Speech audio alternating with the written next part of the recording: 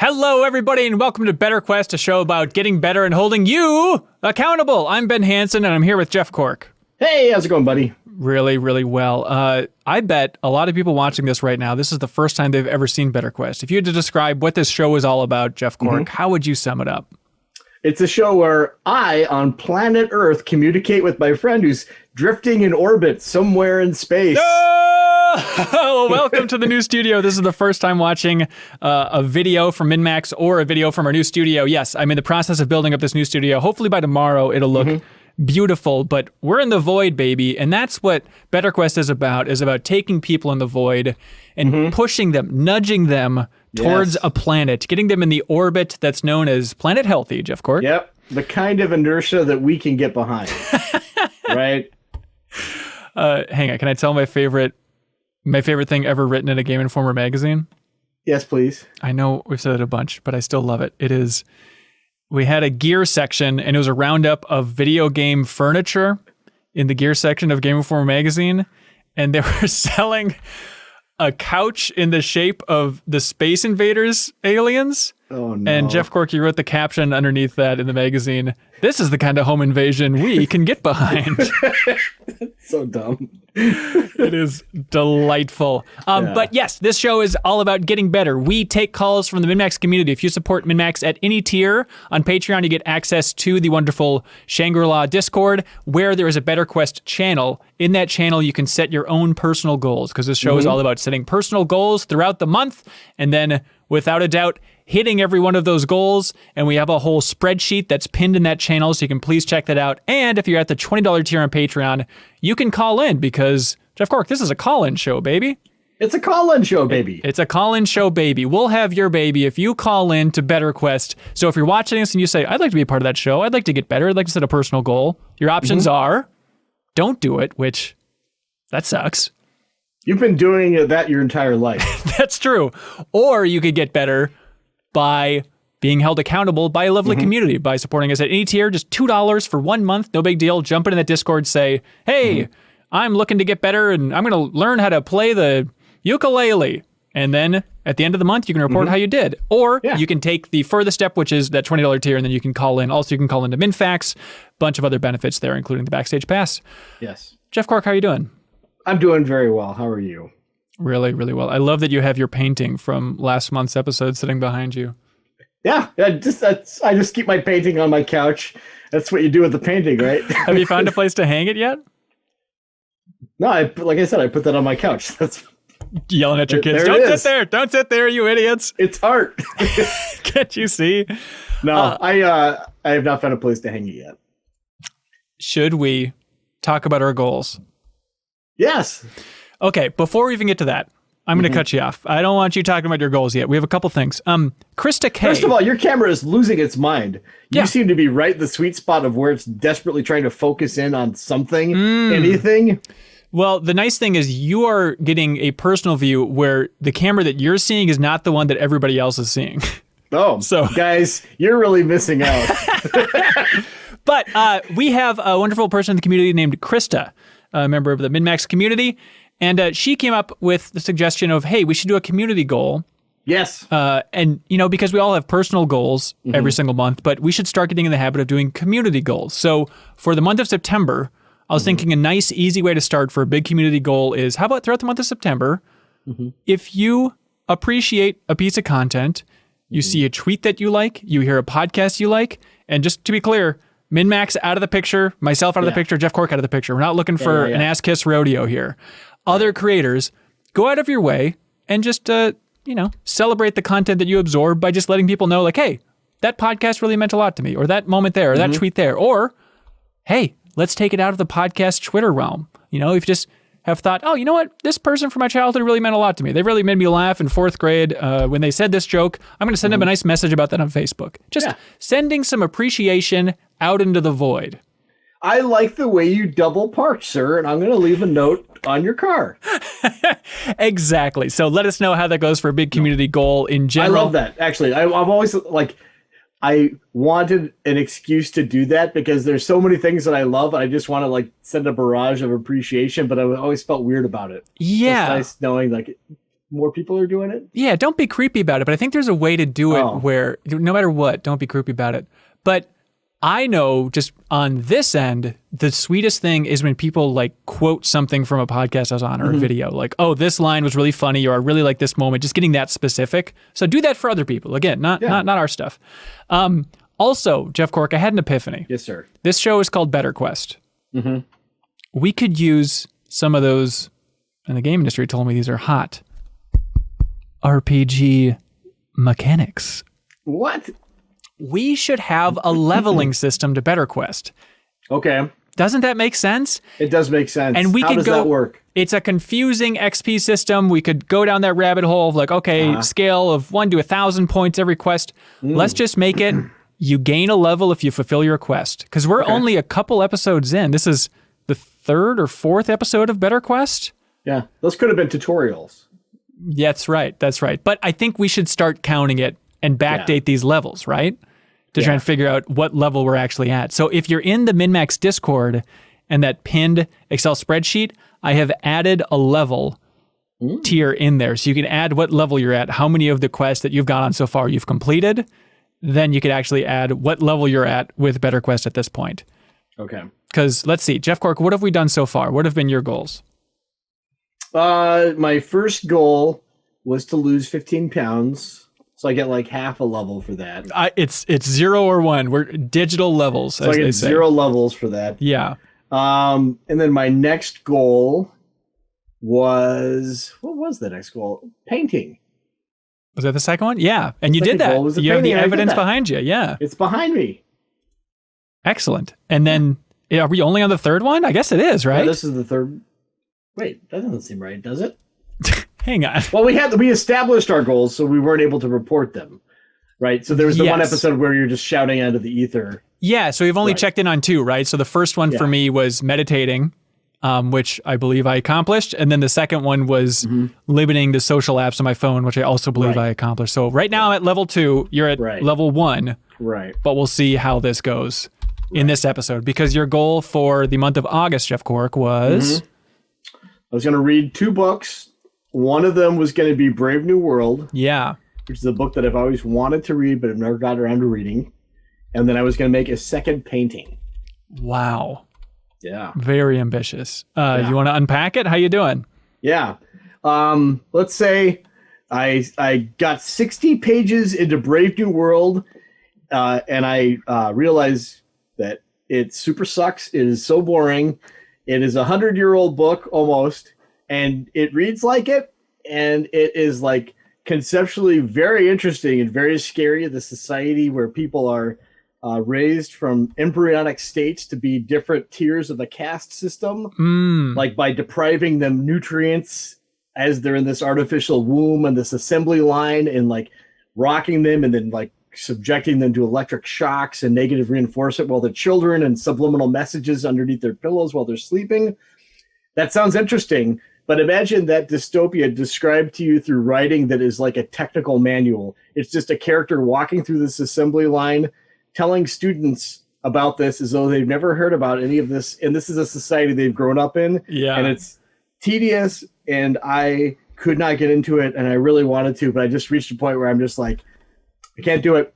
I can't do it. I want to have. I reached a point where it's like I want to have read this, right? But was just, I don't know. I was like, maybe I'll listen to a book on tape version if someone does funny voices. Maybe that would. I don't know. It just wasn't for me. Okay. And that's something that I think like an overarching goal that was not part of BetterQuest is I'm trying to embrace more of the this isn't for me. Whew, that's a dangerous combo with BetterQuest, because you can be like, you know what? 2 push-ups? It's not for me. Right. I'm a 1 push-up kind of man. I think that I don't feel bad about not finishing that book, though. Okay. That just isn't for me. It's okay. And then did you read another one? Yeah, I read a couple other ones, actually. I feel like with asterisks. Okay, because one of them, I looked at them too. I was like, I really enjoyed reading these. I thought they were very interesting. Yeah. And then I realized, like, side by side, it's like, oh, this is Exhibit A, ladies and gentlemen, of a burgeoning maniac. So I'd like to. It's not like that. I think that, like, for instance, one of the books I reread Dave Cullen's excellent book on Columbine, which is like wow, incredibly well reported, and it's awful, but like super fascinating. And it is basically like the definitive story of that tragic event. And what's it called? Columbine. Okay. I'm gonna write this down. And then I read a book. I've always been interested in, and again, I'm a normal guy. I'm not like a big weirdo. This is a safe place. Yeah. I like horror movies, okay? And I'm particularly like always interested in like the myth of like for a long time like snuff films. It was just like this. Oh god. This is a thing that like the darkest, deepest secrets and everything like that. But like it's all tied into like Mondo cinema and exploitation films and everything like that. So this is like a really, really fun, interesting history of that subgenre of films. And it's like super, super interesting. And it just kind of starts with like Cannibal Holocaust and then just dives into like Peeping Tom and like just kind of that weird thread that goes like people are like moral outrage and panic about movies that are like, I think this guy really died in this movie. And it's like, no, clearly they did not. But like just the weird thing around that. And also, finally, I did start a book. Hang on. People in the chat are saying, because it's BetterQuest and we're going to Quest, Tactical Dreamer asked, is Big Weirdo one of the classes we can choose? Because Cork is signing up for it. Yeah. I'm doing a Big Weirdo run, and it's going very well right now. Also, before you get to it, killer question that's very important. Yes. With BetterQuest now, the leveling system, are we starting at level 1 or starting at level 2? That's a really smart question. Or sorry, starting at level 0 or 1, yeah. I think we'd start at level 0. Right? But it's so... Level 1. At level 1, you're right, yeah. Okay, so start at level 1. Everybody who enters and joins that BetterQuest channel is at level 1. Yes. Okay, sorry, go ahead. All right, and finally, I've just started it, but I bought Lindsay Ellis's novel. She's a phenomenal video essayist on like movies and stuff, and she's so smart and so articulate and everything, and she's written a novel, and I was like, I like all of her videos, and this seemed like a nice way to like support her in some weird way, to buy her book. What kind of thing is she writing about? It's kind of like an alternate history of like set in like 2007, and it's like a sci-fi kind of thing with like alien contact. I'm not very far into it at all. Yeah. But it seems interesting. Yeah. And what's it called again? Axioms End by Lindsay Ellis. Oh, chat says it's Afrofuturism is the genre. Really? I don't know if that's exactly the classification, but there we go. People seem to be a big fan of her in the chat. That's awesome. So here's the kicker. Yes, sir. Did you complete another painting? I have gotten it blocked out, and I'm very excited about it. I have not finished it. Okay, chat. You got to let us know where we're at. The wording from Jeff Cork last month was... Oh, that's a 0. Okay, like, you're putting it up as a big goose egg. I'll take the loss on that. That's fine. But okay. I'm going to have a painting that I'm very happy with rather than just like crapping one out the last second. So, a sense of obligation. Okay, so you're at level 2 at that point. You've finished one quest in the history. Yeah. That's great. Also, you wrote down, I'm looking to beat Bloodborne in September. Yeah, and I did start. I appeared on the BetterQuest Friends of BetterQuest stream. Yeah. And our dear friend Rook. And I was on that, and they guided me through for like a bunch of bosses they killed basically while I stood there and looked at it happening. Yeah. But I did fire it up a little bit today and proceeded a little farther. So I'm on track, I think, to beat Bloodborne. Nice. But just to be clear, is that a bonus goal or is that your goal for September? That's the goal that we said. We mentioned it last time. Yeah. But kind of punted on it because of this month. Yeah. So you still have another goal to set, correct? Yeah. Okay. So we'll save that for after the calls for the grand finale of our new criteria. So my goal in the month of August was to finish a documentary that I started working on in 2009. It has been a very, very long time coming. And so it was so weird, Cork, because a lot of digging out old hard drives, plugging it back in, comparing what footage I have on different hard drives, make sure I have all the ingredients to start working on this. And it was emotional and surreal because just logistically, it was fascinating because the program that I used to edit the rough cut of the documentary that I had was Final Cut Pro, which is no longer really a program supported by Apple, especially that version of it. So what I had done before Final Cut Pro completely crapped the bed is I just took that timeline that I had, because I was worried that Apple was not going to support it and this was going to be dead software soon, and exported that baked timeline. So what I've been working with throughout the last month is like this baked in timeline. So I don't have wiggle room with the things because things are loosely arranged in an order that I was happy with. And so it's been trying to like cobble together this documentary from this concrete slab that I locked into place years and years ago. So you don't have that footage anymore? I do still have the footage, so I can go back to that if I really need to, if I need like some raw bit. But there's also like a color correction issue where Final Cut was a lot more detailed with color correction, and a lot of these old clips are just a disaster, but I had them tuned just right. So there's a lot of stupid technical details. But it's also just been surreal because I saved all the old emails that I had about this. And so just, to cut to the chase here to some extent, I did not finish this documentary. I was getting close and I was feeling really good about it. And then I had to move. And it turns out the idea of like packing everything up and wrapping up this documentary was not feasible. But the documentary is on the origins of the Oregon Trail, the old mech video game. So the original 3 creators I interviewed back in early 2010. So I have all that footage and then even more, but just digging up everything that I had saved back in 2010, like all old emails. And I was so confused and also impressed by like back in 2010, how much progress I had made, where I had like reached out to some of my favorite video game composers at the time. So it was like the composer of that VVVVVV game to ask if I could use his music in the documentary. He's like, yeah, no problem. I'd reached out to the creator of World of Goo, one of my favorite indie games. And he's like, yeah, you can use my music, no problem. Because I was like, it's for a community television station. We're not going to be selling it. We're just putting it out there. And they're like, no problem. I also reached out to Alec Holoka, who is, has a tragic story and bizarre story in the video game industry these days, but like I had this email exchange with him. But then it was just surreal to go back to all of the old emails that I'd sent to the creators of Oregon Trail about like lining this whole thing up and rereading like, what did I promise them exactly about how this would be released? Yeah. And so like trying to respond to those emails about like, hey, I'm actually going to finish this thing. I don't know if you remember me. And only one of them got back to me. And he's like, yeah, I don't remember filming this at all, but good luck finishing it. And so I'm still going to finish it. Hopefully soon. I would love to finish it off this month. It seems like a good month before, the video game industry really starts heating up in the fall here with new consoles and everything.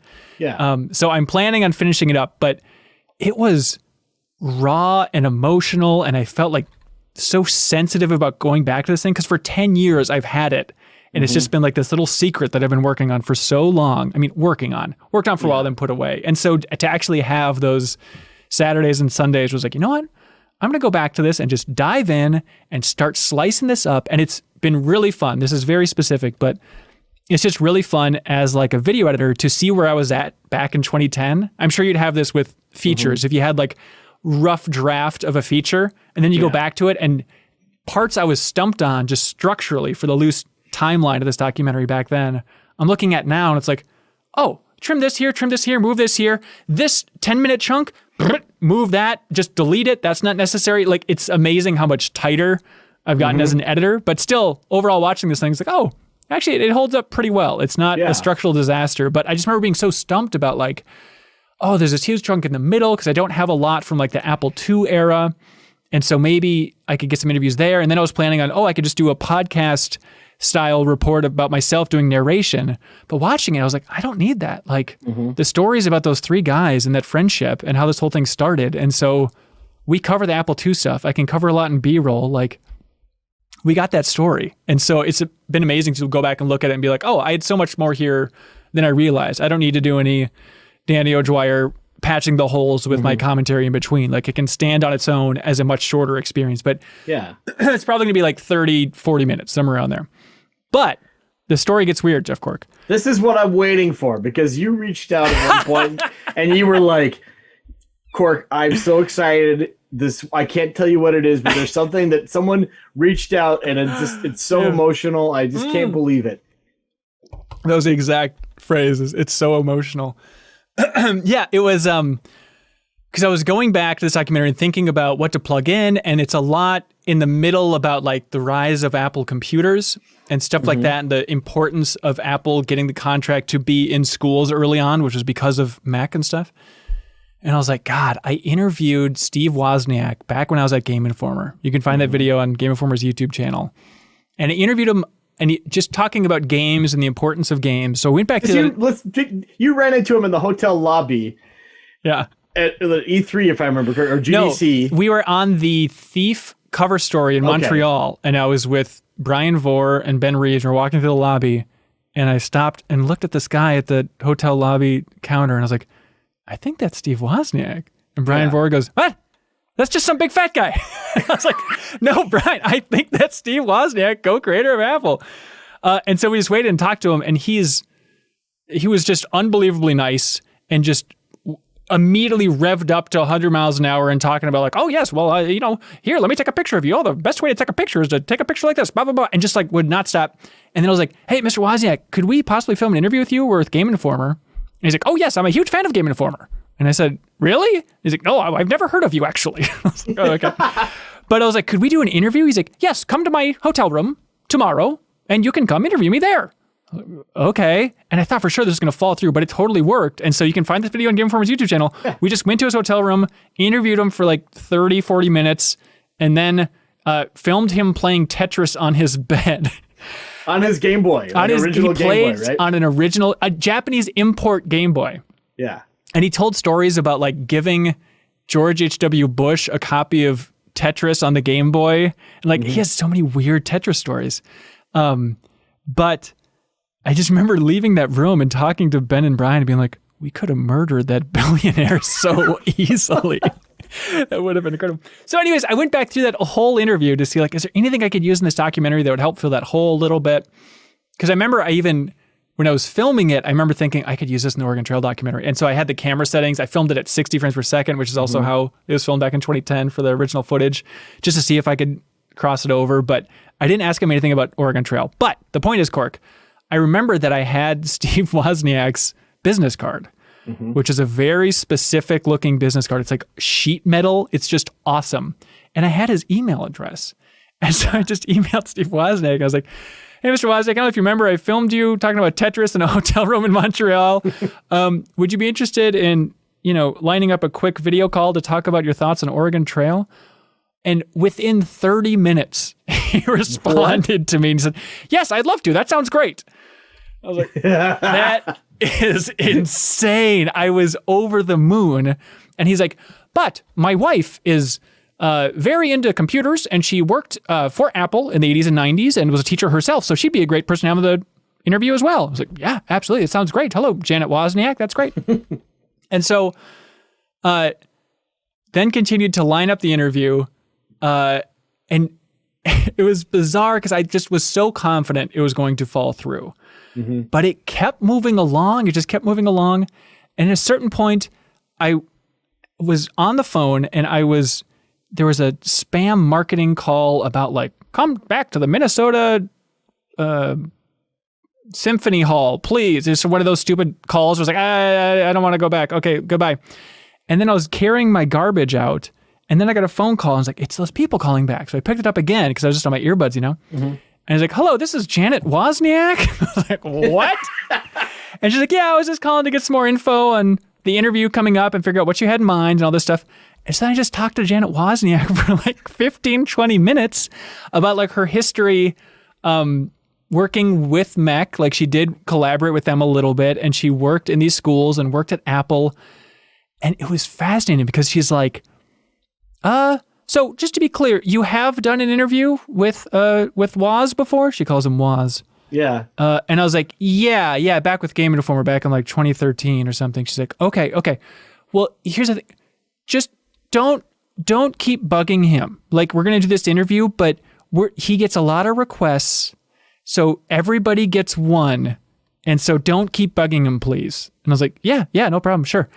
And then like she sent like a follow-up email about like, hey, just reminder, please don't keep bugging Steve Wozniak. So I think he's just been giving out his business card, and she's kind of like the filter for like trying to stop everybody from just harassing him all the time and begging for interviews and stuff all the time. Yeah. And like even in that first email she sent back trying to line up when this was happening is just a fascinating thing, because she's like, well, let's see, maybe we can schedule the interview for October. And I was like, I was hoping to get it done before September.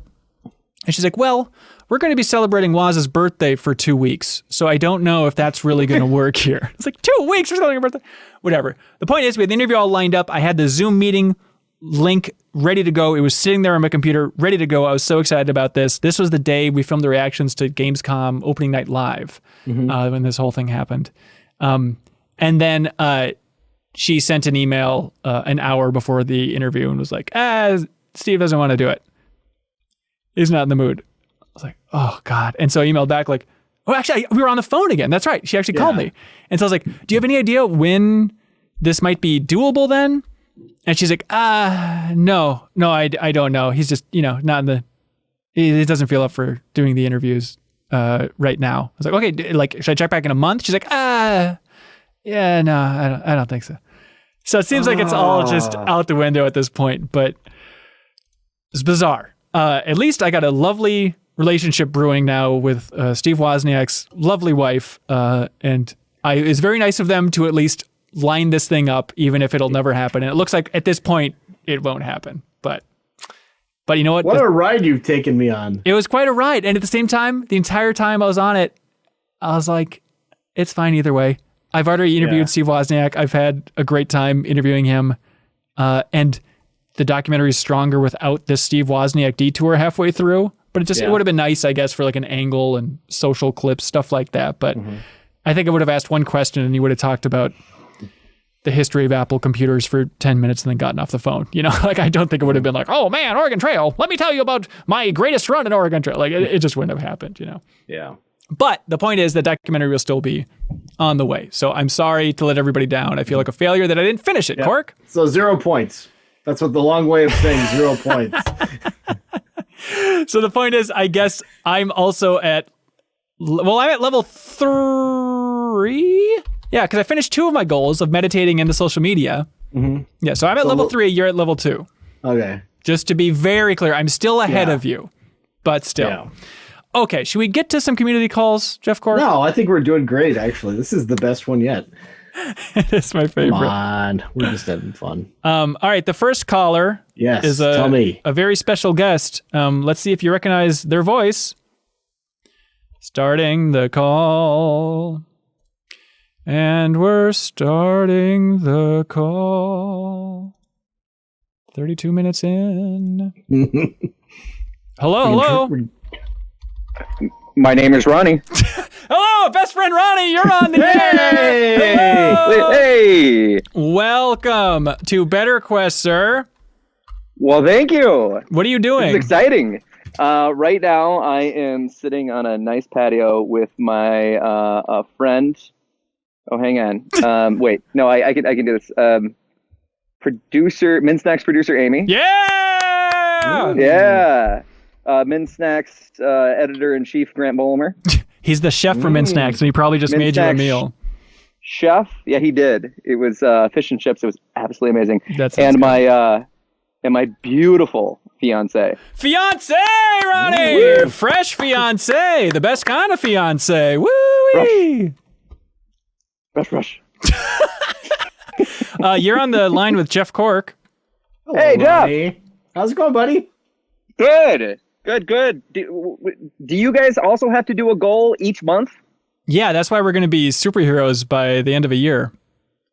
Mm-hmm. What's Jeff? What is your goal? He hasn't said it yet. I haven't said it yet. We're saving it for the end of the show, dude.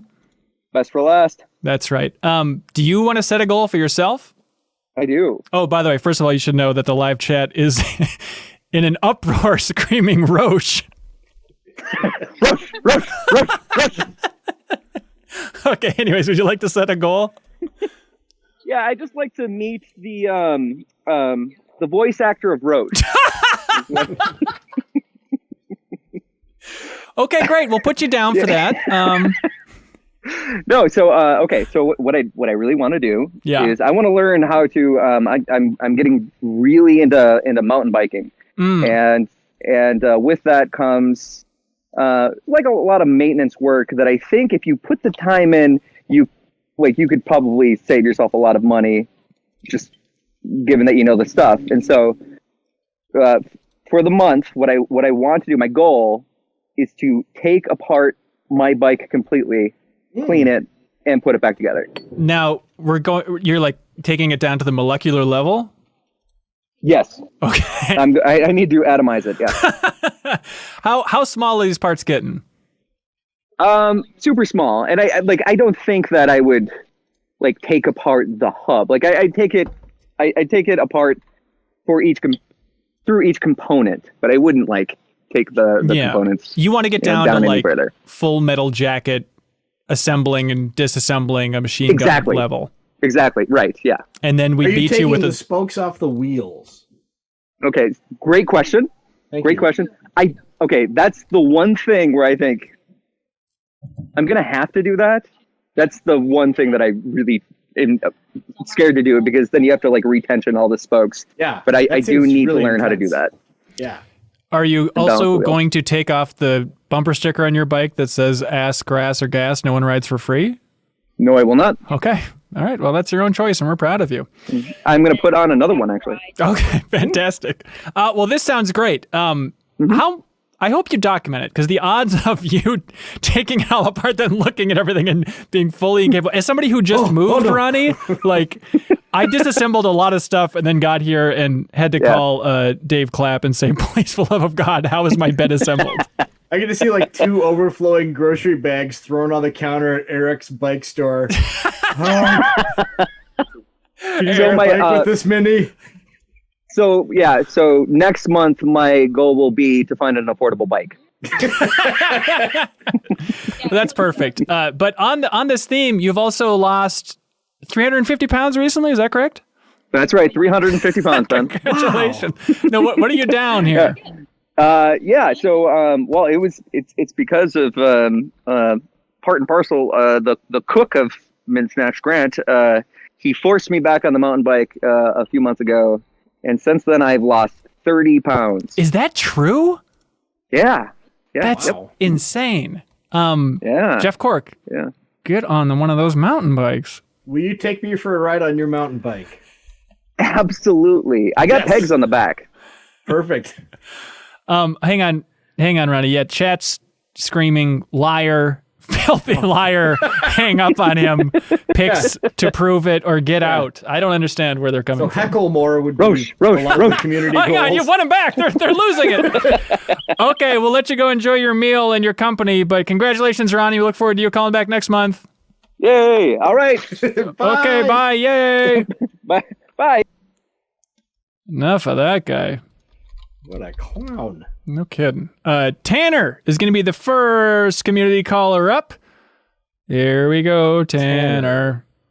Is Tanner new? No. No, I think Tanner's been on here. Hello, Tanner. Hello there. Hello. How's it going, sir? Pretty good. I'm still shook by this Wozniak story, though, to be honest. Oh, I wish it had a better finale. Maybe someday it will. Like, once I release the documentary, if it ends up... if he ends up coming through, maybe it can just be like a bonus interview that loosely ties into it. Who knows how it's going to end, but we'll see. Yeah, I have to commend you, though, because I feel like I try to block out everything of my past beyond 1 year. Yeah. So the fact that you went like 10 years back for this or whatever, that's a crazy step to take. Thank you. Thank you for noticing that. Yeah, it was really fun to see because it was before I was in the game industry. So I could feel my excitement about like talking to game developers for the first time back then, even about like the music and stuff. It was just very fun to uncover like the earliest roots of trying to reach out, then realizing, everybody's just an email away. Like this isn't that hard. Even before I was at Game Informer, it's like you can reach out and line up some magical stuff. But right, the Dan Reichert experience. Exactly. You've been listening, Tanner. You get it. But Tanner, what was your goal for last month? Right. So it was to consume, I guess, 3 bits of German content throughout the week because now I'm actually back in Germany. So it's 2:50 in the morning. Oh my God. And how did that whole goal go? It went great, and I kept a log. I might just highlight like a handful of them. I started with am I allowed to say sex podcast on this show? You cannot utter those words. Hang on a second. Just to be clear, did you say Tanner? Okay, so you're under Stray Sheep. We just found you on the dock. It was a little bit confusing, yes. But I guess in the Discord, yes. Are you Stray Sheep or Tanner in the Discord? Tanner. Okay, I'll change you to Tanner then. That sounds easier. Okay, so there was a German sex podcast? What are you talking about? Yeah, it belongs to my client is like a public media company here in Germany, and they have this podcast. So I thought I'd give it a shot. And, well, I won't talk about it. Okay. You're not allowed to say a single thing on it. Did it seem standardish, or was it an extreme German sex podcast, which we all understand the definition of that? Yeah, not one of those. It was just on the topic of music in the bedroom, I suppose, was the episode. I don't normally listen to these things, but I thought it would be fun. I guess. And let me write that down for the next episode. But more conventionally, I watched Pokemon in German, which I spoke about last time. Yeah. I played Tony Hawk's American Wasteland in German for the celebration of Tony Hawk here. That's hilarious. It was actually my first German ever by California über alles, the Dead Kennedys song, so that fits pretty well. That's fun. And Die Totenhosen, were they on the soundtrack also, or is that just a German thing? No, but I have come to know them from living here. That's a pretty solid band. Yeah. Well, okay, lastly, if I can name one more, I actually played Fall Guys tonight with that Flow State and Faceplant Mike from the Discord. And we did a little bit of German speaking in this call. Oh, fantastic. So you consider yourself a success here? Yeah, definitely. I'll tell you the one phrase I just learned from that Flow State tonight. It's Kleinvieh macht auch Mist, which means that farm animals also make manure. It's an expression, apparently, in the German language for when you do a small thing like a BetterQuest goal, but it makes you better. So there you go. Wait a minute. Help me understand this. When you do something that makes you better, they say farm animals also make manure? Oh, I see. Yeah, if it's something like non-monumental, but you like small farm animals also whoops. Oh, shut it down, Cork. Find where Tanner is and hurt him. That's totally fine. Well, that's fantastic. Do you have a new goal in mind for the new month? Yeah, it's going to be the same kind of theme, but I think I'm going to try to go an entire day where I only speak German. So, oh my God. Family, Discord, everything, I guess. One full day. And you have to wake up in the morning and say to yourself, good morning, which everybody knows is... Guten Morgen, exactly. There we go. And then you have to, at the end of the night, say... Gute Nacht. Very good. And what does snoring sound like in German? Ask my girlfriend. No! Hey, come on. Well, hey, that sounds like a great goal. Thanks for your support, MinMax here. Thank you. Have a great evening. All right, you too. Bye, Tanner. Guten Abend. Fantastic. Tanner could wash his mouth out with a bar of German soap, too. All right, Ian T. Clark is next up to bat. And calling up Ian. Jeff Cork, remind me, what was Ian T. Clark's goal last month? Ian T. Clark's goal. He's going to continue to lose weight and stacked. He's going to get better with money and learn more about the concept of money. Wow. That's right. Ian T. Clark, how did all of that go? Well, I'll tell you what, earlier today, I talked to my wife and I said, hey, BetterQuest is tonight.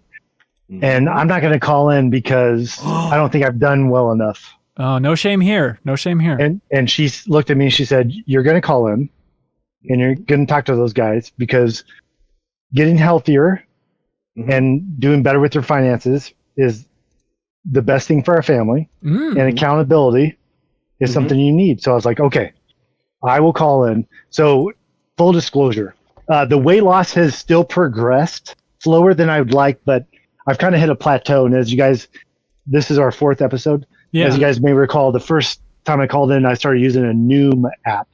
Yes. And one of the things they tell you is that you're going to hit a plateau at some point, and you got to find better ways of measuring your progress. Mm-hmm. So I have hit a plateau, but I'm still below my goal weight, but I have a lot more to go. So I'm starting to notice other things, trying to measure, my pants are looser. I actually went into work the other day, which I've been home since March, but I went into the office to get some things, and I actually wore a pair of jeans, believe it or not, and dressed business casual, and they were very loose. So I was like, okay, there's a success there. Yeah. As far as financially, turns out I don't really care that much about money, but it's still important. So yes. It's still on my list. So I get a 0 in my skill tree this week. Is that right? Skill tree? What do we call that? It's just a leveling. The skill tree will come later, I think. Okay. Well. Yeah, and it's more of a grid. It's a sphere-ish grid. But okay, yes, to your point, no level here. Right, exactly. As long as there's a grappling hook. But I got a 0 in the financial area. I did start listening to a financial podcast. I don't think that really qualifies. Counts. Is it Planet Money? Because that's learning. It's called How to Money. Oh, okay. Which is what I need to do. Mm-hmm. Now, like I said,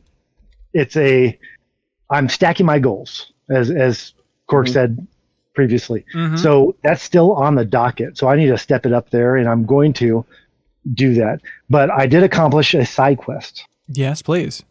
I went ahead. My wife asked me, she said, "What do you want for your birthday?" I turned 43 on Tuesday. And I said, I want to have a picture of my family on a small CRT TV next to a fireplace with a Dirge Cerberus CD that's in that fireplace. Uh-huh. And it turns out my timing is as good as my money skills, and now I'll never realize that goal. But I did sign up for the Wall of Heroes, so that was a very small side goal. That's amazing. Yes, Ian T. Clark submitted this photo for the Wall of Heroes, which is now front and center on all videos here. No longer on the CRT. It's actually baked into the image on all Midnight's content, which is fun, including the one you're watching right now. But it's the greatest photo I've ever seen in my life. It's like you all at a beach walking into the ocean for some sort of ritualistic suicide. But then you're like looking back at the camera, and it's beautiful. Now everybody in the world will get to see it. Yeah, I'm excited. It's I do have a very great family. Everything's very good on those fronts, and I wanted to showcase them. And that was my birthday present. So I'm happy to be here and support. And next month. Mm-hmm. It's my quest I'm stacking still. So continue to lose the weight. Okay. Get better at being money doing money. Yep. And then I'm going to make sure to provide a kind of like overall wellness improvement. I'm at the age of where I'm about to turn 43. Yeah. And I'm thinking bigger about how am I not just losing weight, but am I getting enough sleep? Am I moving enough? Am I engaged in enough activity? So it's just overall wellness is my goal for moving into the next month. Yeah. Well, that sounds wonderful. Well, be sure to keep track of your own level. What level you feel like you're on in that spreadsheet in the Discord. It's pinned in the BetterQuest channel. Yeah, I think I'm level 2. Okay. That sounds wonderful. Well, hey, happy birthday, and thanks so much for your support, Ian T. Clark. Thank you all. All right. Goodbye. Thank you. Bye. You guys see this picture, Cork. It's like... Show me this picture. Well, it would be tough to do right now. I don't know how right now. It'd be complicated. But you can see it once all the payments go through for everybody. Not Ian T. Clark, but probably next week for Min-Max content. It'll be on the Wall of Heroes, so you can check it out there. Nice. All right. Yarrow is up next. Jeff Cork, while we're calling, do you want to let us know what Yarrow's up to? Yarrow was going to play Halo, Dragon Age Inquisition, and the second chapter of Trails in the Sky. Yarrow, how did the goal go? Better than I could have imagined. Did you finish all of those? I did, yes. Hey, Yarrow, level up, baby. Ding! And now I can't take any of that Dragon Age back talk that you guys talk about saying it was the worst game of the year you ever gave. After doing the DLC, specifically the Trespasser, that I am extremely excited for the next game. Oh, that's awesome. Did you take anything, because I'm not a Dragon Age guy, did you take anything from that little video that they showed at Gamescom?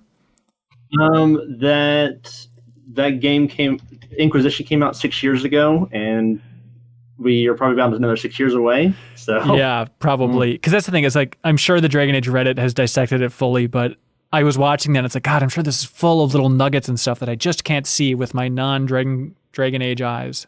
Mm-hmm. Yeah. It's not important, but congratulations. So that was your favorite out of the 3 that you played?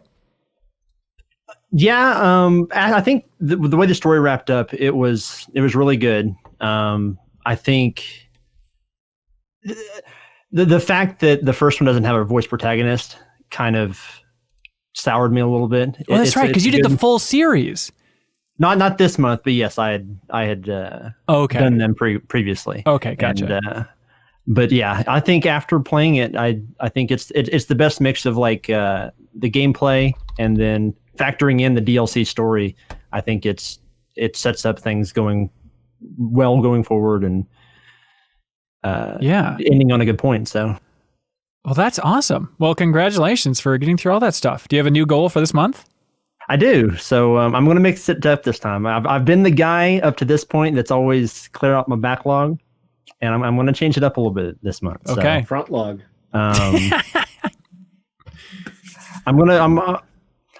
I average about 100 to 120 miles a month that I run.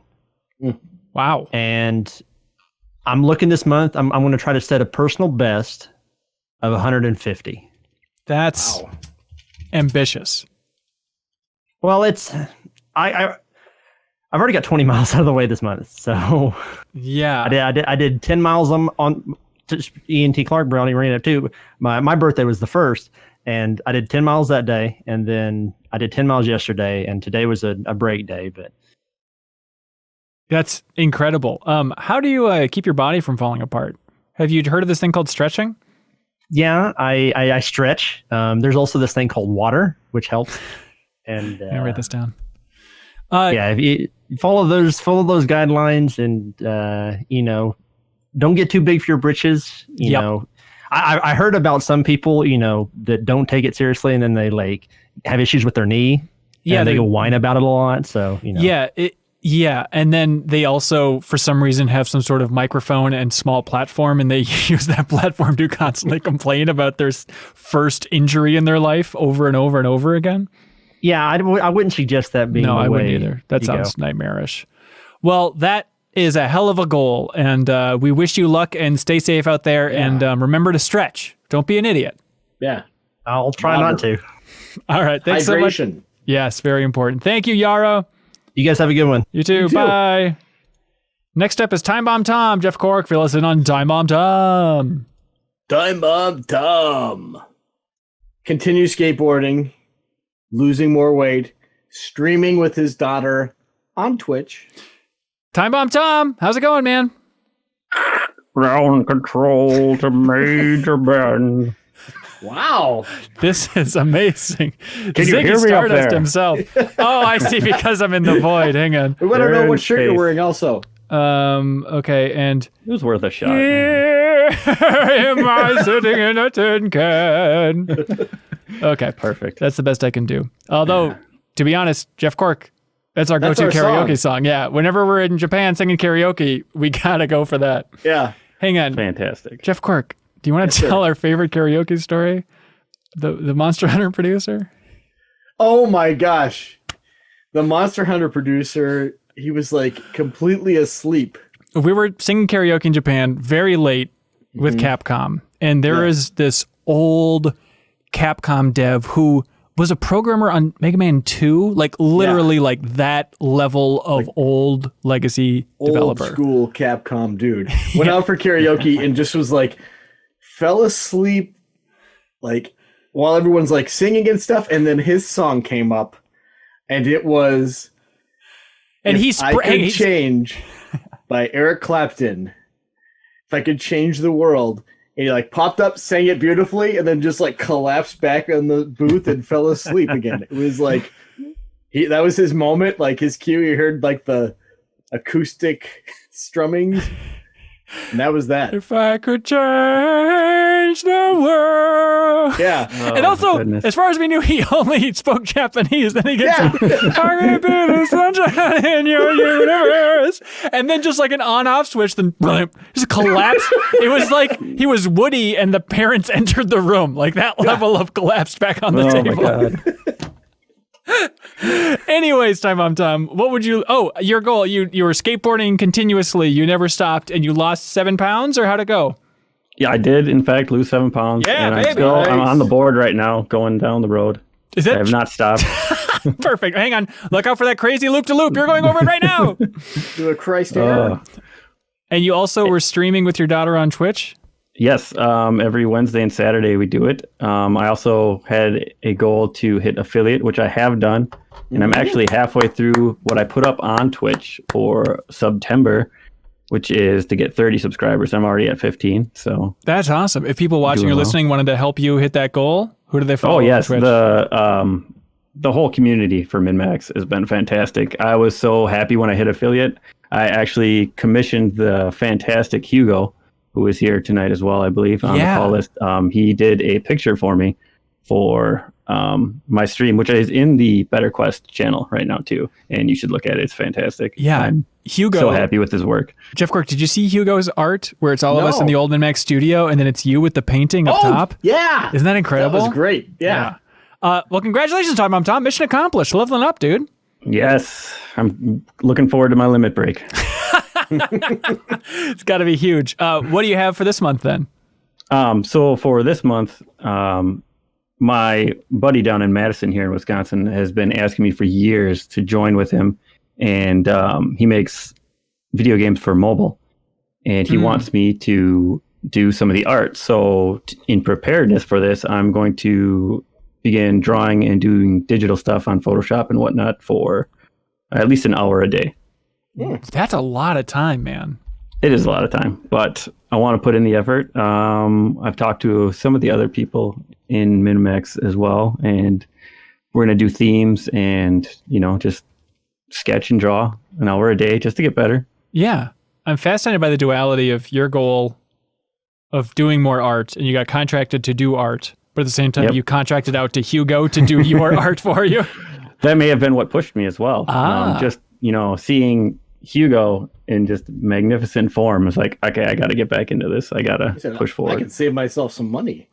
Use my damn self. That is possible as well. Also, part of the last one, I believe, was to finish the Ghost Dive, which we did finish. Oh, that came out last week. So we finished Ghost of Tsushima. It was super fun. If you didn't know, podcasts about games with a lot of friends is super fun. Yeah, don't tell anybody or else everybody in the world will want to do it. It's a secret. Shh, don't let anybody know. So sub goal is we had so much fun. We are actually doing another one on Infamous Second Son. Oh, interesting choice. Yep, we're going back. We're gonna do this whole sucker punch thing and just compare and contrast. But sub goal is I want to make that work too, and I think we're gonna have a lot of fun. So that's awesome. Well, hey. We look forward to hearing more from you next month. TimeBombTom. Yeah, no problem. Cool. Thanks so much, dude. Take care. Thanks. Bye. Repeated clapping. Donnie Danico is up next. Cork, what do we got with Donnie here? Donnie Danico. Lose 10 pounds. Ah, yes. Mr. Lose 10 pounds himself. Hello, Donnie. Oh, hang on. Well, I don't know about lose 10 pounds, but he lost his mic. Hello, Donnie. He dropped out for a second, then came back. One more time, Donnie. Are you hearing us? Hello? Hello, Donnie. Good to hear your voice. How's it going? Sorry, I think your signal is weak out there in space. That could be. Now, Jeff Cork, does this sound like the voice of a man who's lost 10 pounds? He sounds like a little string bean. Well, I fooled you. Oh, really? How'd it go? I'm still at level 1. Oh, no. Yeah, it's okay, though. I'm actually, I thought I would be more bummed if it didn't work out. but I did a really good job with improving my meals, how much I'm eating, and I did lose some weight, but it had been fluctuating the whole month. And I think really the only issue is that I was doing a lot of at-home workouts. So it's not too big of a deal. I feel a lot better with the way I've been eating, and I was able to not get any worse, which I had been doing throughout most of quarantine. So I think for next month, I'm going to carry over that same goal. Okay. But I'm going to join a gym that I discovered that's nearby. COVID get back to gym. Some big boy workouts. How do you think that's going to work in this era? Well, actually, where I am, they have places open, but they have basically they've limited capacity to how many people are allowed in a place at once. Okay. For certain places, not so much with grocery stores, but with these type of not required places, they have just a limited capacity. And this is a 2-story gym, so it's a pretty big place where I would be comfortable with the distance I have between me and other people there. Right. Well, that sounds awesome. How are you feeling about it? Are you intimidated by a gym? Are you comfortable in a gym? Because I took boxing classes for a month, and I could not imagine being more outside of my comfort zone, which I guess was the point. But gyms to me are just Jeff Cork. I literally got D- in gym. Gym is the antithesis of my being in every way. But how are you doing in those, Donnie? I actually, so I was like that in school as well. But a couple of years back, I actually learned how to do proper workouts and stuff, and it was actually really satisfying. Back then, in 2 months, I was able to lose 20 pounds. And yeah, I got to a point where the working out was really satisfying. But it's been 2 or 3 years since I've lived somewhere where I was near a gym I could get into. So that's kind of set me back a bit. So I'm actually pretty excited to get back into it. Yeah. Well, hey, congratulations on the new goal, and we look forward to hearing back from you. Oh, thank you, guys. Cool. Thanks so much, Donnie. Bye. Bye. Oh, I'm sorry, Jeff Cork. Something's wrong with your mic. It's very high pitched and annoying. Oh, no. Next is James Smith, who I don't know if he's ever called into BetterQuest before. It's an obvious pseudonym. Yeah, no doubt about it. Hello, Smithy. Howdy. Hello. Wonderful to hear your voice. How you doing, man? I'm doing pretty good. And just to help us remember, this is your first BetterQuest call? It is, yeah. Yeah, congratulations. All right. Thanks for what pushed you over the edge to call in today? Well, I don't know. You said you wanted people to call in, and I was half asleep at the time, and I decided, okay, sure, why not? And then you felt pod committed. Yes, exactly. That's perfect. Well, thank you for taking the leap. We hope other people watching or listening are in the same boat of I don't know, this seems weird. You should do it. You'll be better at the end of the month if you do it. So, Smithy, how you feeling? What's your goal for this month? Well, my goal is to get a Little Women Deepest Dive. No, I'm just kidding. It's not. No, my goal is actually I need to lose weight. Well, I probably don't need to, but I'd like to lose weight. I've never been very good at keeping up a consistent routine. So what I'm going to do is I think start slow, and first off I'm going to cut out fizzy drinks I think this month. I'm going to switch to just water. Have you tried sparkling water? I have. I'm not a fan. It sucks, but eventually you trick your tongue into being convinced that it's good. Right. He said he's not a fan. Okay, all right, I'll stop pushing. Sorry, Big Bubbly has me at the gunpoint here. Okay, well that seems good. I think that's a great place to start for sure. Do you have other plans for losing some weight? I think maybe later on, once I've gotten this down, because I've heard this takes maybe about a month before you stop sort of craving fizzy drinks and that sort of thing. Yeah. I think after that, I'll maybe stop. I'll cut out snacks, crisps, and that sort of thing. Have you thought about this? What if your goal for the month was just cutting out fizzy drinks and just trying to be really strict with that? Yeah. Do you think that's a cleaner way than just an ambiguous, trying to lose weight I think that's thing? what he was saying. I think you were That's kind of what I was saying, yeah. Oh, I thought you were saying your goal is to lose weight, and you're doing that by cutting out fizzy drinks. I just want to make sure you're committed to that. Overall, sorry, a little confusing. Overall, I'd want to lose weight. Mm-hmm. This month, I think I'm going to cut out fizzy drinks, and then maybe next month I'll add some more stuff on. Okay, that's perfect. Yeah. Well, he's a man with a vision. You got to stop trying to pen him in. You're right, man. You can't be chained. What are you looking to lose? 20 stone? What's a Cork, I don't know. I don't know. I have not thought that far ahead. Okay, so primarily drinks, and then whatever the weight is, that's great. Yep. That's awesome, man. How you doing outside of that? Outside of Little Women, any complaints about Min-Max content recently? No, it's been good. There's a lot more of it recently. Hard to keep up, I think, for me personally. But I think the good thing is there's a lot of stuff for everyone. So yeah, hopefully.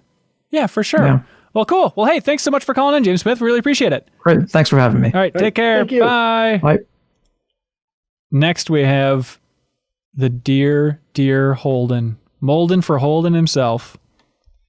This is the Mr. TSA agent. Cork, what is Holden up to?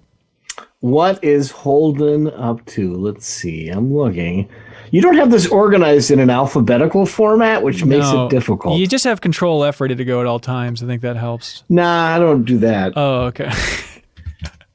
Oh! Dream Diary in a Discord channel. Holden, Mr. Dream Diary in a Discord channel. How'd it go, man? It went mediocre. Well, Don't be so hard on yourself. Everybody's dreams are terrible. Yeah, you're not going to dream in a 3-act structure, man. Yeah, I got five different dreams written down for the month of August, unfortunately. Okay, so you were starting a Discord channel with your friends? Was that it? Yes. Yeah, we already have a Discord channel. I just made we already have a group Discord, but I made an extra channel called Dreamy Boys. It's beautiful. Was it interesting? It was kind of interesting. The hardest part is I kind of came to this realization that my alarm for work, I set 3 of them, and I don't wake up on the first. I wake up on the third. Yeah. So it would be after the first alarm that I would have to grab my phone and write it down, because by the time the third alarm's going around, I already had a new dream, and those 5 minutes. So it's just totally gone. So most of these dreams I wrote down were on the weekend. Can you shed a little light on your most interesting dream? Yes, the most interesting dream. Okay, this is what I wrote verbatim. Had a dream where I think me and a farmer were to recover this man's dog, ? So we were riding on a horseback to find it. Turns out an old lady was walking it and thought it was her own dog. Very bizarre. And one of my friends was asking if I was Arthur Morgan. And were you? And to which I replied, okay. God damn it. Oh, hell, this dog's only running over there. No, hell. Well, that sounds great. I'm sorry just from this story that you have so many difficulties with your father, but I hope that you get to the bottom of it soon. It's really deeply rooted. I don't know if there's any solving this. Hey, tell me about that going to work thing. What's it like to go to the airport? Because do you have shifts that are like at 4:30 in the morning and something bonkers like that? Yes, 4 a.m. is that first hour shift, and I'm very thankful that I am not on that one. Actually, I got to choose my own shift, and I start at 6, so it's a little bit later, but I'm actually in the graphics department, so I kind of do something similar to your line of work of filming and editing and writing scripts and stuff, but it's more tailored towards for briefings for the officers. And it's cool because it's a collateral duty. I didn't even know it was something that I could do when I started working there. It was just kind of a side gig that we could do. And now I do it full time for TSA, which is nice. Are you making those videos like when you're standing in line and they have a little monitor playing, or it's like, take your shoes off, dingus? No. So that's for like the general public, like the headquarters and stuff make those, but I make briefings just for my specific airport in Vegas. So I spent some time on the checkpoint as your typical officer, and then I started filming these briefings to basically instruct them on how to be better officers. Yeah. You work at the one in Vegas then? Yes, sir. Because they have the TSA video that's got like Rita Rudner and Carrot Top, and it's a very old video and like a lot of prop comedy and stuff for TSA line. You should really push them. I know that's like a customer facing thing, and you don't do that. You should push for some new material though.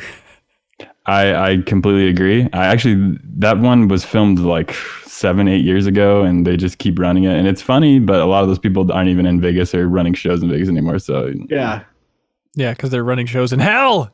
I don't know. True. Probably a couple of them. Well, hey, Holden, that sounds like quite the journey. Yes, sir. And how are you feeling about the future? The future is unclear now. That's true, man. I guess that's true. No, do you have a goal for the new month? Yeah. I like these more abstract goals. That way I can tell myself I'm accomplishing something without actually doing a whole lot of anything. Well, sure. I'm probably going to do something along the lines of being more selfless. I feel like I make a lot of selfish actions, and I spend a lot of time doing what I want to do. But this month I want to really focus on putting others' needs and wants before my own and being more considerate. Yeah. Is this significant other? Is this a friend? Like, who are you gonna bounce this off first, do you think? I mean, obviously, yeah, my wife is going to be the easiest person, but I mean, my coworkers, just doing like small things for them, my friends, roommate, anyone that could use a helping hand. I want to be that kind of person. I just yesterday we were at the grocery store, and I saw a woman that had a baby in one hand and was trying to empty out her carton with the other. And I let her know, I was like, hey, I am not trying to rush you, but could you use an extra set of hands? And she was like, oh, yes, of course. So something like that was like, I need to do more stuff like that. Yeah. Just going out of your move to take the baby. Yes. So I rocked the baby to sleep. There you go. Well, that's perfect. That sounds like a really interesting goal. And it's fudgeable, but it's up to you to determine if you will want to level up next month. So best of luck with that, man. I like that goal. Thank you. Yeah, that sounds great. I appreciate the support. All right, take care. Bye. All right, Bye. cheers. Next up, Jeff Cork, we have Tactical Dreamer. Tactical Dreamer, boy. What is Tactical Dreamer's goal? Make affiliate and edit a video for YouTube. Affiliate on Twitch. Hello, Tactical Dreamer. Hello. Are we talking to affiliate Tactical Dreamer? You are. Woo! Ding, ding, ding, ding, ding, ding, ding. And are we talking to edited a video for YouTube Tactical Dreamer? That's quite the title. Yes, but I kind of cheated. Oh. I edited something really short for the Second Son podcast that we're doing that Tom was talking about earlier. Yeah. But it is not the big video that I was planning. I'm still planning to do that this month now. The exact wording that we wrote down was just edit a video for YouTube. So I think that's it, baby. Yeah, that might be on us, actually. Excellent. Well done. I think I'm going for the big weirdo tree here. It's got some good yes! stuff on it. Do you know what level you're at by chance? I've completed all my quests so far, so I think it's 4. Oh my God! Congratulations. Well, be sure to track it. Making us look terrible. That will be really fun to see everybody in that spreadsheet that's in the channel there on the Discord to see what everybody's at. Well, that sounds interesting. What stopped you from tackling the big video? Video editing's hard to learn, it turns out. There's a lot of things to do. So it was very easy to cut together, like a 30-second trailer there, but the video I'm planning on doing is considerably longer. Not like a documentary or anything, but probably around 5 to 8 minutes. So okay, I just ran out of time. I totally get it. But still, you consider a level up for this month, yes? Yes. Okay. Well, I want those points. Well, then hang on, Tactical Dreamer. Listen to this.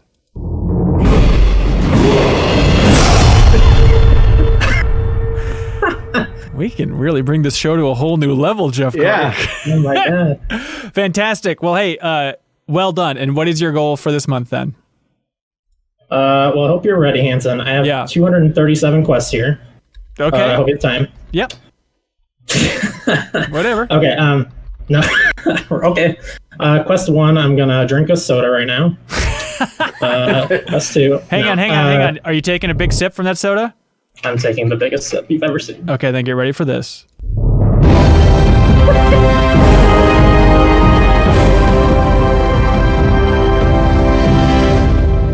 Okay, great. Well that done. was amazing. Thank you. No, but my real goal is to finish that bigger video and also to put together 2 video podcasts because we're going to be doing video on the Second Son podcast. Okay, that sounds awesome. What type of video? It's going to be on YouTube. What do you mean? What's it going to be of? Second Son. But Second Son? Oh, the big video. Oh, yeah. It's a jokey review for Paper Mario Origami King. Oh, okay. As jokey as the game?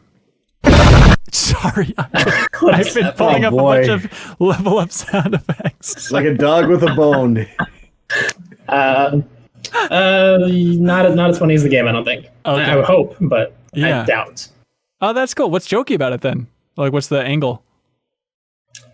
It's just a bunch of little jokes thrown across the video. I don't know what the angle is. Look, I'll leave you alone now, Jeff. Don't call it toilet paper Mario, because that's that's a good idea. I'm going to be using that. Oh no.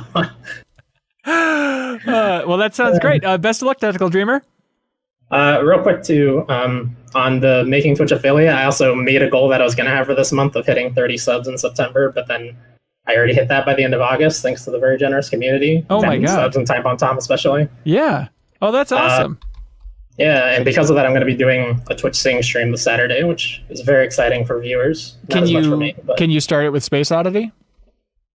Sure. Okay, great. In I honor don't know of that us. song, so it'll go great. Okay, yes, that sounds perfect. You know it. Oh, you certainly know it. Well, hey, thanks so much for calling in and for supporting MinMax there, Tactical Dreamer. Thanks, bye. Bye. Next up is Mahville, Mahvl, Jeff Cork. And what's Mahville up to last month? One video every week, one video essay by end of the month, 10 to 15 minutes in length. Oh my God. Mahville, how'd it go? First of all, he nailed that. Second of all, I think I did well. Did you accomplish it or not? Okay, so the first, these were not stacking goals. Let me start by saying that. But right. I have not called in since the first show. So the first month, I believe my goal was to get a video done every single week and to get that video essay done. And I did. I got both of them done. They turned out really, really well. Nice. Yeah.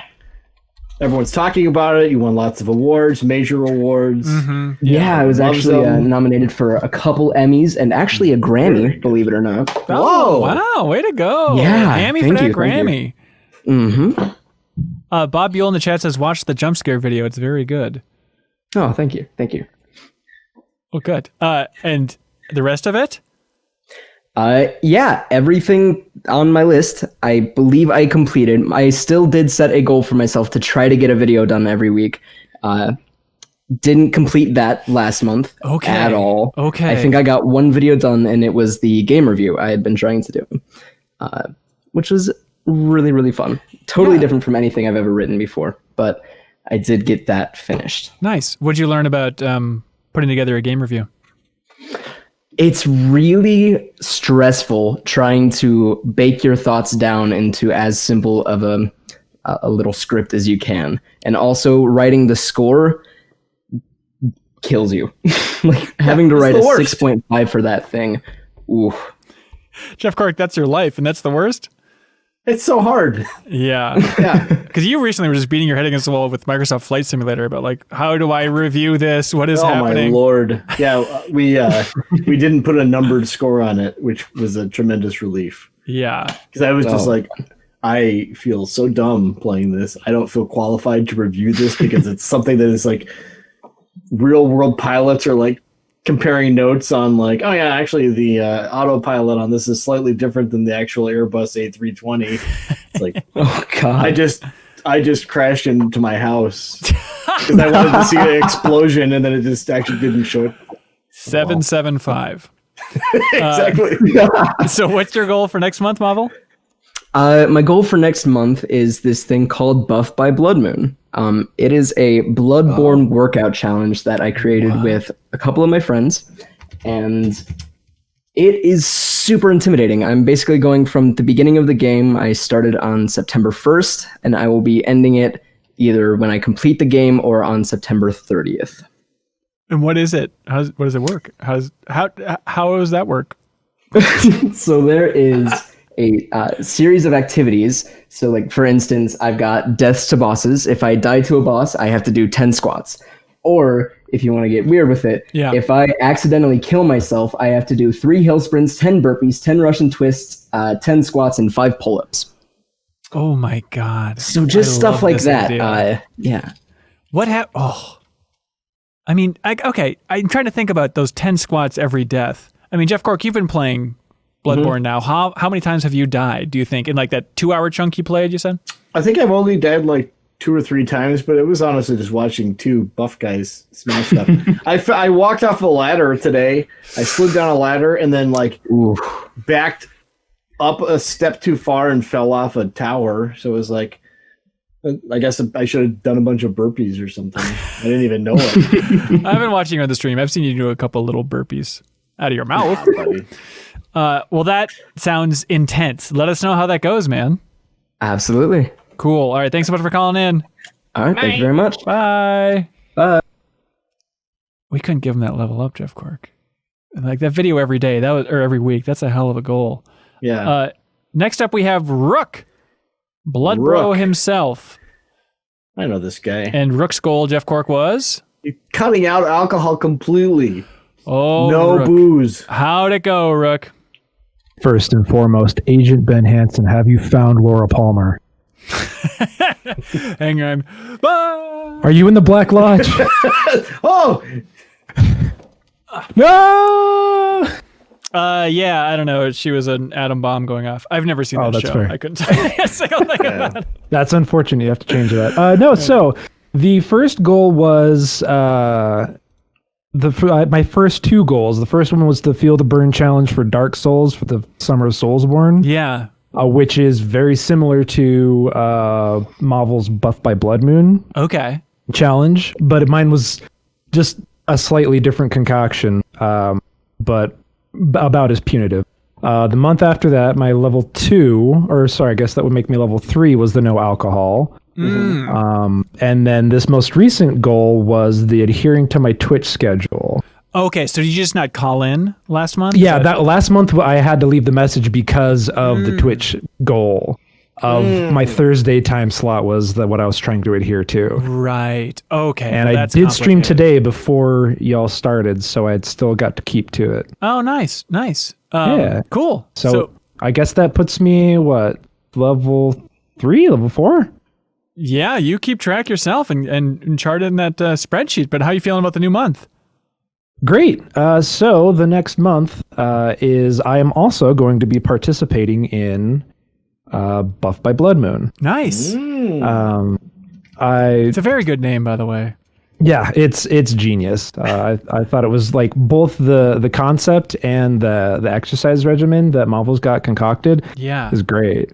And also, I do want to shout out Hugo is a local art or like a community artist. Yeah, that I bought a Hollow Knight print off of. So I just want to shout out his excellent work. I want to shout out Drifter for the illustration that I got for that stream for the Blood Bros. Yeah. That should be showing up soon.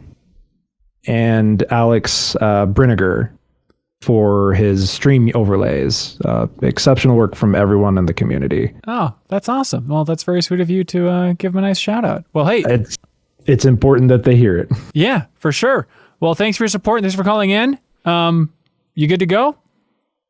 Yeah. No, one last thing. I have a buddy, Silent Norseman on Twitch. My side quest is to get him to affiliate, and he's at 40. Okay. Get him to affiliate. And what does it take to get to affiliate on Twitch again?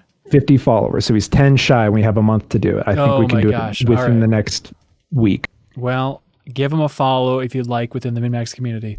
Cool. Thanks so much, man. Thanks for calling in. Thank you guys. And thank you, Jeff Cork. You're a natural. Yeah. All right, baby. I played some more today. You rock.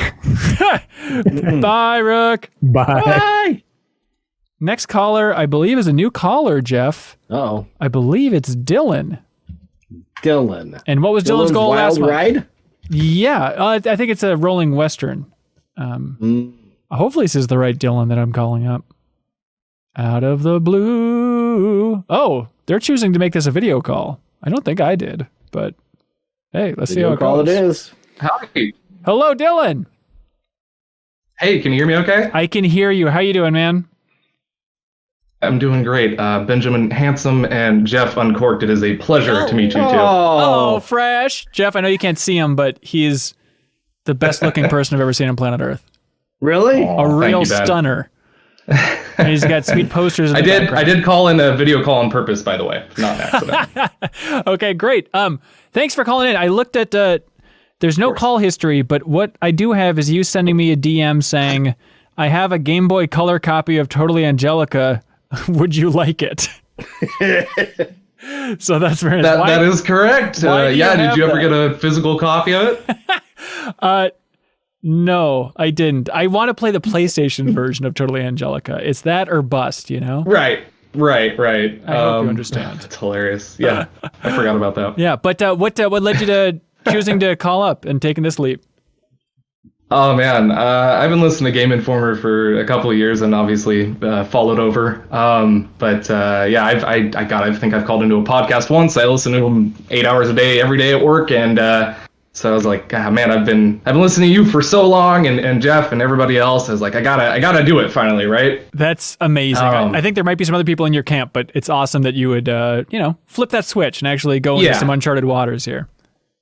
Thank you. The other thing is the like timing of when you do stuff, because I'm on the Pacific Coast, so a lot of the time I'm at work or driving. Like I was gonna call in for the last one, but I was at IKEA, so I didn't want to try to do a call at IKEA. That's very understandable. But, I've been meaning to ask you, what makes a good podcast, since you listen to so many? And I'm not looking for like ass kissing or anything, but just in general, like what do you think of the tenets or hallmarks of a good podcast in general? Legitimately, since like I've thought about it when I'm listening, because it's like, okay, I'll have some that I drop off of, and like Game Informer and MinMax I've been pretty consistent on, and even when I have like a week where I'm like, I'm not in the mood, but it's always the personalities more than anything. You could have just the stupidest topic, but as long as you've got that person that really delivers on it and just good jokes, I mean, that's it, man. That's all it takes. Yeah, I know it's a stupid thing to think a lot about after podcasting for I guess so many years now, but I've just spent a lot of time thinking about how much prep I do, and it's like, okay, so much time trying to organize the flow, and like then we talk about this game, and then I always just have to reframe it like, well, when I'm listening to gaming podcasts, what do I remember? I remember like fun conversations or when I learned something. I didn't think, oh, this podcast is more valuable because they had up-to-date game impressions from this game and then moved on to the next monologue. It's like they really stuck to a schedule. Yeah, it's just not a factor. All that's a factor is, are the people having fun, and am I going to take something away from it? It's not that it's not helpful having the up-to-date news, because I'm since I can listen to stuff at work, it's like, well, if I can get up to date and also be doing my job at the same time, that's great, Yeah. But it's just there's just something about the personalities that always draw you in more than, hey, what's going on with this game, Hey, and Jeff Cork, what do you do when you're not in the mood to be on a podcast? To be on a podcast? Yeah. Do you ever have that moment? Like, it's pretty rare for me. I don't know if I've ever really hit it, but every once in a while I feel like with you, you're kind of like, I don't want to do this right now. Not right now, by the way. I'm just saying in general, sometimes you hit those pockets. I think I like to think that I'm okay at like turning it on when I need to. I don't like to think that I like feel disengaged, or I hope I don't come across that way. No. There's sometimes where just like you're super busy, you're like, I got to work on this story right now, but yes, I can do this segment real quick, but yeah. And I don't want to point any fingers, but let's just say Schmerichter Schmanking Schmiss. That you got me totally busted.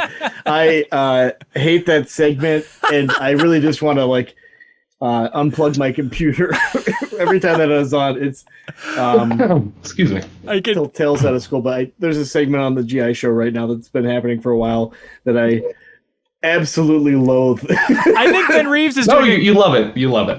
I love it. I'm just having a great time. I think Ben Reeves is doing a very good job hosting that podcast, and everybody should listen to the Game Informer show. Yeah. But there are times when like, I can feel him trying to push that boulder of the character ranking list up the hill, and it stresses me out so much. It stresses me out watching it too, because it's like I have this list open in the channel. I'm just looking at it, and I just like with stunned disbelief that it has gotten so screwed up so quickly. It's just like I didn't realize that it was going to be editing. We're going to be adding to it every time. I thought it was just going to be like every week we rank like characters, and it's like, oh no, we're adding these characters to this existing list, and then like they're all locked in. Right.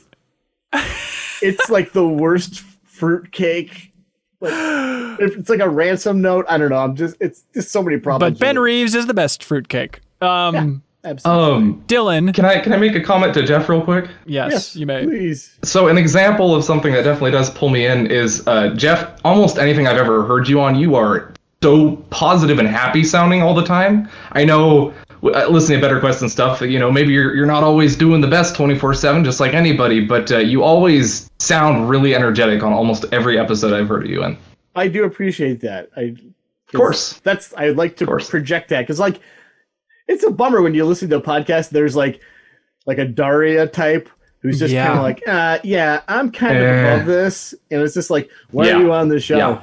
If you're just like a wet blanket, like everyone's trying to have a good time, then there's just like one stinker in the corner. It's just like, what? Literally, I don't want to point fingers. I've been a guest on a podcast where somebody on the podcast, I can see them in the video call, and it's not a video podcast. Well, this is singling out a little bit, I guess. Yeah. But like they're like on their phone, and the worst. There should not be a cell phone unless you're like looking up a fact or something. Yes. Like in the moment, but it shouldn't be like I think I just got a text here. Yeah. They're talking, so I'll just scroll and hang out. It's just mind-numbing. But anyways, Dylan, would you like to set a goal for this month? Yeah, so I have two. The first one will be literally like a sentence quick, but I didn't even think of this earlier, but my girlfriend just went to the doctor's today, and she was commenting on, I'm the heaviest I've ever been, and I need to work on my weight. So not specifically losing weight, but I want to make my my lunches healthier, because I have a very bad habit. Me and Carl's Jr. are in a very close relationship, just for lunches. I eat okay at home, but I'm just lazy and don't want to prepare the food.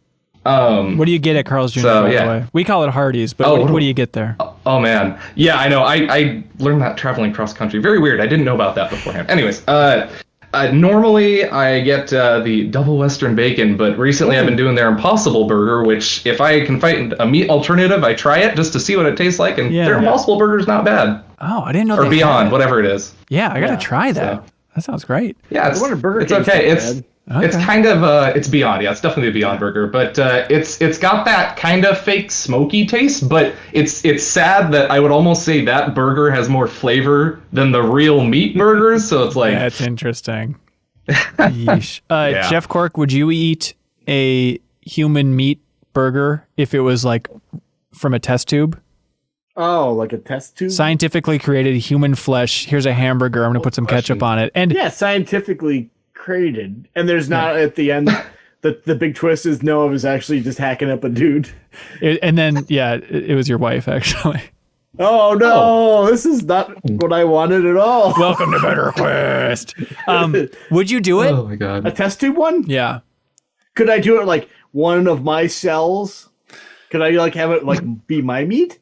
Eat yourself. Yeah. That's a good question. If they made human meat in a lab, would it have to be based on somebody's DNA? Yeah. It would have to, right? Okay, yeah. It'd be based on John Kerry's DNA. John Kerry. This average weird guy. Yeah, sure. Yeah. You would? Yeah. Wouldn't you want to know, like, because a lot of people say that human flesh is great. And people say that like chimpanzee is like secretly super delicious, so it'd probably be pretty close to that. I'm on a lot of weird Reddits. This is a dark episode today, man. You know what? Never mind. Okay, anyways, the point is you're going to make healthy lunches and not eat humans. Lunches. Yeah, so that's just that was a one sentence thing, but the reason I'm video calling you, and the main one, the one I actually wanted to call in about last month, but I didn't get the chance. Yeah. So Hanson, if you'll take a look, I want to know, do you know what I'm holding in my hand right now, Hanson? Do you know what this is? He's holding some sort of flight stick. Is that the hang on, slow me down here. Is that the Colony Wars flight stick? Is it the what's the Jeff Cork, what's Steel Battalion? Steel Battalion? Hey. There we go. Okay. You got it. So I picked that terrifying beast up recently, and I played online, which let me tell you, Steel Battalion 2020, real weird. Got my ass kicked. But super odd. So anyways, cool thing, right? Very neat peripheral, and so something I've been on and off for years, and I wanted to do as a career. I'm not doing it, but I always wanted to do level design, and so I decided to not pursue that.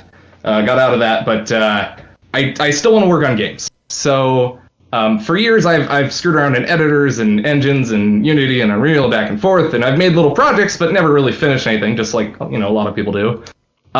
So in the last 2 months, I've started actually like really trying to work hard on Unity because I want to find a way to use the Steel Battalion controller in a game or something small in the modern day, because you can get it to work with PC.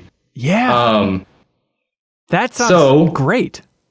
So my goal is by the end of this month, I want to have even if it's a very short vertical slice, just a short vertical slice of a mech project I've been working on. That's that is my favorite BetterQuest goal we've ever had. That is such a fun one, man. And the additional is, so I also have a Oculus Rift S, and I would love to integrate a mix of the Steel Battalion controller with a headset, which would obviously just be the full shebang, right? Yeah. So that's kind of like way long term. I realize that's not like feasible. One man band isn't gonna do that in a month, but somewhere down the line, hopefully, right? That's amazing. Well, cool. Best of luck with that, Dylan. Let us know how it goes. Yeah. Thank you. I appreciate it very much. Very nice to meet you too. Good to meet you. Thanks for your support, dude. Bye. Bye. You listening and viewing, you could be just like Dylan. Isn't it nice to have a fresh voice? Yeah, I love it. But I also love old timers. Like Captain Stubbs 1. Calling him up. Jeff Cork, remind me. What is Captain Stubbs 1 all about? He's all about meditating. Hang on. I called him up. He insisted on a video call. He's meditating right now by the looks of it. He does not have pupils anymore. Glowing avatar state. He's floating through the ceiling. Oh, my Lord. Hello and welcome back to the show, Captain Stubbs 1. Good evening, Ben Hanson and Jeff Cork. Oh, my God. And I'm not going to make a Bob Beal reference. Not going to make a Bob Beal reference. No, do it. It's just uncanny, man. But thank you for being here. How did meditating go? It went phenomenally. Really? I still necessarily didn't have like the best month in a mental state, but it would have been a lot worse if I didn't take 10 minutes a day just to sit down, take the earbuds out, turn off the podcasts, and just relax for a little while and decompress and not think about anything too intense. Yeah. You know what I found is a really tough transition is meditating, which I'm still doing not as much as I should. Maybe once every week and a half at this point, which is sad. I should do it more again. But the tough transition is getting to meditating and then going back to my podcasts that are playing at 1.75 speed. That transition is jarring. I only listen to podcasts at normal speed, so I don't have that problem. What a normal You good choice. listen to podcasts at 1.75 speed? Some. Yeah, gaming podcasts I listen to at 1.75 speed. Yuck. Yeah. Yeah. It's a problem. But were you listening to an app? I did Headspace for about 3 days before I was like, I've actually kind of done this before. My mom taught me to, I guess, meditate when I was a kid, whenever I was having trouble sleeping, to like slowly put your body parts to sleep one at a time. Right.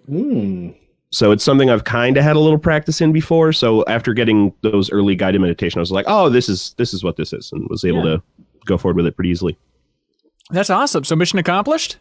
Yeah, mission accomplished. So that makes 2 completed BetterQuests since we started, because the other one was the podcast. Well, here we go. So good. Hang on, it's out of control. So pleased with himself right now. I don't know if you guys are aware of this thing called YouTube. Yeah, fantastic. It's pretty good. Yeah. Do you have a new goal for September here? I have several new goals. Oh, keep it to one. Can you keep it to one? But I wrote down 5. Oh my God. Pretty quick. Okay. I know. And there's one that's the big one, which is drawing. TimeBombTom mentioned that earlier. I want to get drawing more.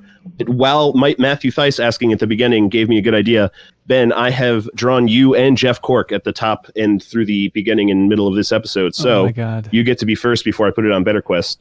There's your ha emote and Jeff Cork's oh my God emote from the Discord. Those are amazing, and he signed them as well. That looks so good. Check that out. Can you share the screen with me, Hanson? Nope, it's too late. Sorry. I will post it up on BetterQuest right. After the call for sure. Excellent. So that's 1. 2. I'm going to be participating in Buff by Blood Moon. I love Bloodborne. I was so excited to get back into it with the community, and since I lost but then gained back all the weight, which is why I didn't give myself that level up, I'm going to try to get back on the weight loss thing with the Buff by Blood Moon.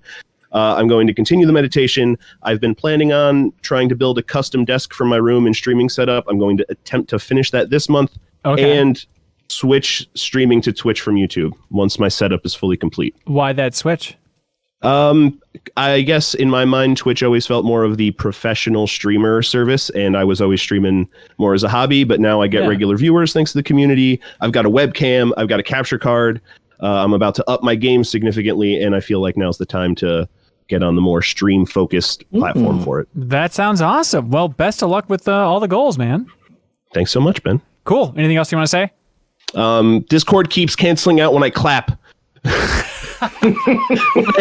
I end the call, it noise suppressions my clap away, and I'm really upset because I've clapped out 4 call-ins in a row, and it keeps cutting it out. Oh my god! Well, I'm sure they sound great. Do you want to try it one more time? We will try. Okay, bye. Here we go. Bye. Kind of a wet slap. Yeah, he wet slapped out. All right, next we have Nail, otherwise known as Michael. He's going to finish another Adobe Premiere project. Oh, and then period X, which I assume was fumble fingers on your part when you were really. I was going a mile a minute. And this is Michael Moran, otherwise known as Nail. Let's see if he feels like picking up. Otherwise, you don't have to feel like doing anything. Really. Okay, Nail, we'll get you next time. Next up's going to be Hugo. Keep exercising and eating healthy. Draw 5 out of 7 days a week. Drawing emotes. If this is the same Hugo. Yes. It is. Hello, Hugo. Hello. This is me. How did your goals go, sir? Okay, so 2 months in a row have just been terrible at them. So I'm happy to say that this month I've accomplished it. Congratulations. I set out to last month I wanted to do exercise 3 times a week, which I didn't. So I kind of tried to repeat that, and I did thanks to the Strava running group that the community has put together. So that's a good way to keep engaged. But also to draw at least 5 times a week. I started with the idea of like doing the emojis of the min-max, and the first one I did, that's the one of Cork reading like the paper with like a very astounded face. But then that kind of spun off into doing the whole cohort in that single picture that I sent to you. It was amazing. I loved Jeff Cork's expression as he's painting the painting up there. It's so good. Yeah, I showed that to my wife, and she's like, "Oh, he drew your painting and also a bunch of other great stuff." It was like, "Oh, cool. Thanks for that." Hey, that means your painting is great because it's also a bunch of great stuff. Yeah, see, there we go. There we go. Positive way to look at it. So you feeling good? Mission accomplished? Mission accomplished, for sure. I even did more than that. I actually managed to draw every single day and post something on Instagram to prove since the last call in. Yeah. Oh, wow. That's amazing. Do you have a goal in mind for September? Yeah. I have like 2 goals. I want to like kind of push further on the losing weight, like, that quarantine 15 that I put on. So I want to at least shed 7 off by next call. I think like I'm getting in a good rhythm now. But my biggie is like trying to keep this habit building on. So like, cool. I got into drawing like ahead of Inktober next month. I got into fitness, and now I want to do something which is learning a language. So I'm gonna be practicing French on Duolingo, and hopefully I'll have the streak on Duolingo to prove at the end of the next month that I've done it every single day. You are intense, Hugo. You are an amazing BetterQuester. Thank you so much, man. You're doing an awesome job. Thank you. Yeah, I mean, I did 2 months in a row that I did so poorly that I was like, you know what? This month, this is it. This is it. Perfect. Yeah, that's awesome. Well, best of luck, man. Thanks again for the support.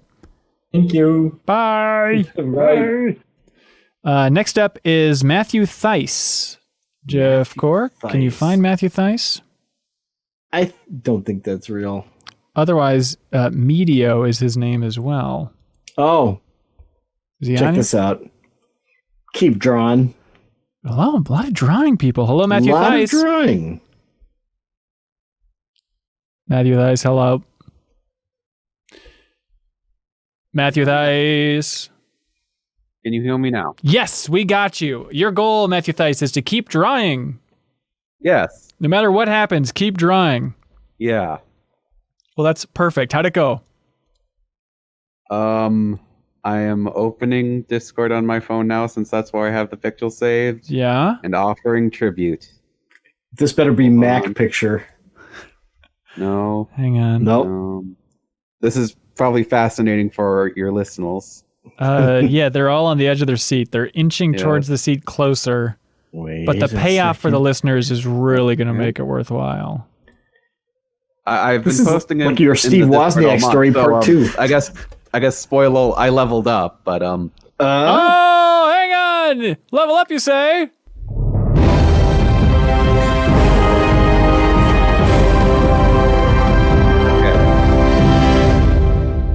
Okay, so my goal this month was draw the false 3 Pokemon. Yeah. I have awful, or the Startles, I guess. I have awfuled you my best drawings of the 3 as tributes. And now, Jeff Cork, I'm looking at a picture of these 3 Pokemon. You can find it in the Discord. I can't tell if I'm looking at a drawing or if I'm just looking at some sort of render from Detective Pikachu, because they are uncanny. Hang on. I'm trying to reach out and touch my screen to feel the scales of Squirtle, and it just feels like a monitor. It doesn't compute. Fantastic work. How did it go, Thice, trying to draw all these? Okay, well, I didn't draw every day, but, like, I did manage to, like, I kind of had to speed run on Charmander a bit, though he was the easiest, so. Sure. Yeah, but, yeah, I tried to draw. First, I just drew a bunch of Bulbasaurs.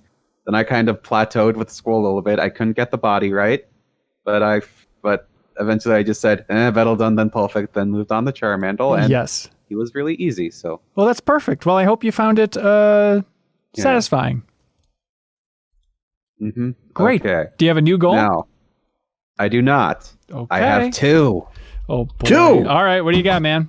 Okay. So my first goal is just, you've seen the drawings, like, they're okay. They look like a child drew them, but they lack depth.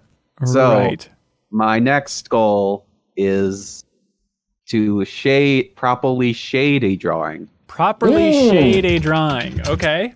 Yeah. Yes. Basically just add, like, shadows and stuff. Mm-hmm. Yep. Like there's a light source or something. Dark types. Got it. Shadow and substance. Yes. Now, in previous months, I have relied on, like, the chat to tell me what to draw, so I am asking once again for something to draw. Oh, okay, chat. Let him know what he should draw. Okay, do you have another goal outside of that, though? Okay, yes. I started up college again. Congratulations. It is, like, my 5th year, so not doing great. Wow, but, that's perfect. Let's see.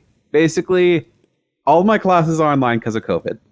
And I have just been really struggling to get motivated for them. Yeah. Just like, I just struggle going to class. I just struggle doing the walk. It's only been a week, but, like, I want to nip this problem in the bud. So my goal that I don't know how to quantify for this month is just do college walk. I guess do college. Do the thing you're paying for. Yes. That's solid. That sounds solid. Yeah. Well, I guess to quantify it, just, like, don't miss any more assignments. Okay. That sounds like a very solid one. Also, Bob Buell. Oh, I'm sorry. James Smith has a great suggestion for what to draw, where he says, take a screenshot of Cork's box here and then draw that, which includes Cork's painting in the background. Because there's a lot of depth. There's a lot of shading. I think it's a very good choice if you want to work on that. I might just have to draw Cork, which also gets into some anatomy. Oh, whole lot of it. A lot of scribbling. Yeah. On the face part, so that you luck out there. Yeah. Okay. Well, there we go. Well, best of luck with that, and best of luck in college, man. Thank you. All right. Take care. Oh, climb out. Okay, bye. You know what we got coming up next, Jeff Cork? Who's that? A new caller. Wow. Named Ritkin. WRITKIN. Ritkin, hello. How's it going? Can you hear me? Yes, we can hear you. Thanks for calling in. Thank you for having me. What is your what's your origin story? What pushed you over the edge to want to call in here? How'd you find us? All that fun stuff. I used to listen to you guys on the Game Informer show, like everybody else, and then I don't know, just decided to finally join. I've never also done a Discord, and so I figured two birds, one $20 stone. Yeah, I think the Discord thing is interesting because I think it's such an important like hub for MinMax and the community in my mind. But we put out a Twitter poll a while ago, like, "Hey, are you on Discord? Do you use Discord?" And 50% of our Twitter followers were like, "I don't know what that is. I don't use that." And it's like, oh my god, like so much of MinMax goes through the Discord. I feel like we need to create a better on ramp just for Discord in general, right, Jeff Cork? Yeah, I can understand that though. Like if you're not in that ecosystem, once you like get into one Discord channel, you realize like, oh, everyone has a Discord that you could join. Yeah. Right. But anyways, Ritkin, thank you for calling in. Do you have a goal in mind for this month? All right. Yeah. See, gentlemen, I am a sensitive man. Great. If I don't do certain things, I start to get real crazy. Okay. I have to pretty much every day, I have to exercise, meditate, and journal. Wow. If I go a couple days without, I start to get real weird, and it's not a great look. Okay. My goal is not that, though. My goal is that I work 10 to 14-hour days. What? So I do all that stuff after I get off of work. In the meantime, though, now that I don't have a commute, I can sleep until 10. However, in theory, I can do my work and that other stuff, be done by midnight, in bed, asleep, get up at 8. I set my alarm for 8. I can never get the out. Oh, I'm sorry. I can never get out of bed. So my goal is to not hit snooze more than 5 times in the next 30 days. 5 times. Okay, so can you try putting the phone on the other side of the room? I have done that. I just get up and then I bring it to my bed and I go back to sleep. Yeah. Is that 5 times total throughout the whole? Like you get snooze 5 times the whole month? Yeah, 5 times the whole month. Because right now I will lay in bed and I will hit snooze. And I know this sounds like an easy thing to just like get up and do it, but for some reason I cannot do it. So now I'm publicly shaming myself because I will lay in bed at 8 and I will I don't even sleep. I just lay there and I close my eyes and then I snooze again for every 10 minutes for about 2 hours until I have to get up and go to work. That is so rough. Can you? I'll say like one of the best things that ever like that I could thank my parents about is they never introduced me to what the snooze button did on a clock radio. Yes, same here. I never fell into the snooze trap. Like if I've had an alarm, just the act of setting an alarm keeps me in a super light sleep where I will just wake up like preemptively. Yep. Yeah. I never have like I wish I could sleep. That's my problem. Well, I think the thing is that COVID did this to me because my industry shut down back in March. And so I just got into this habit of just sleeping till whenever because I had like no real reason to wake up. Yeah. And I used to never have this problem, but now for some reason, since coming back to work, I just cannot get up for anything. I mean, I can get up. I start work at 10 o'clock. I should be able to get up. There's no reason a 30-year-old man cannot get up. Yeah, it's tough. What is your job? Why are you working 14-hour days? Funny because the day that I joined MinMax, Leo Vader released a video personally attacking me. I make reality TV, like very low level, garbage reality TV. And the day I joined the MinMax thing was the day that Leo Vader put up that video about making fun of reality TV. That's like, amazing. Okay, so like without saying, like absolutely 1000%, without saying what the show is it something that a person like we may have seen or be familiar with? The one that I'm working on right now is definitely not. It's a very small, geared towards old ladies, basically. I've worked on some, including one that was mentioned in that video. Can you say any of these names? I mean, the one that I worked, Beachfront Bargain Hunt, and then House Hunters was the ones that I've worked on. You've worked on House Hunters? Yeah, but again, very low level, not anything interesting. Wow, that's still amazing. What is the low level of House Hunters? What is the job? When I was doing that one, I was calling the towns and then trying to find 3 activities that they could do in between shooting and then scheduling all that so that you could have like little clips for web content and stuff that very rarely made the cuts. Like we went to a taffy factory and yeah, exactly. Okay. And super thrilling. And is it? I love House Hunters. I've always considered it the most watchable show on TV. If I was on a work trip, House Hunters is on that TV as often as possible with a 6-pack in the hotel room. The best life. But scale of 1 to 10, how much BS is there in House Hunters? Is my life a lie? I mean, it kind of is. It's not like, I mean, like the people, you do find people who were searching for houses, you know, within that time frame, and you're going around and you're finding houses, but it's not, you never find somebody in the process of buying houses. And Leo was right, or they did point out in the show that like people are so flaky that you have to get, originally they did try to get people that were in the process of actually buying the house, but you have so many people who would either, they wouldn't get the house, or they would just end up not buying anything, or they would just fall off the face of the earth. That show would be unwatchable.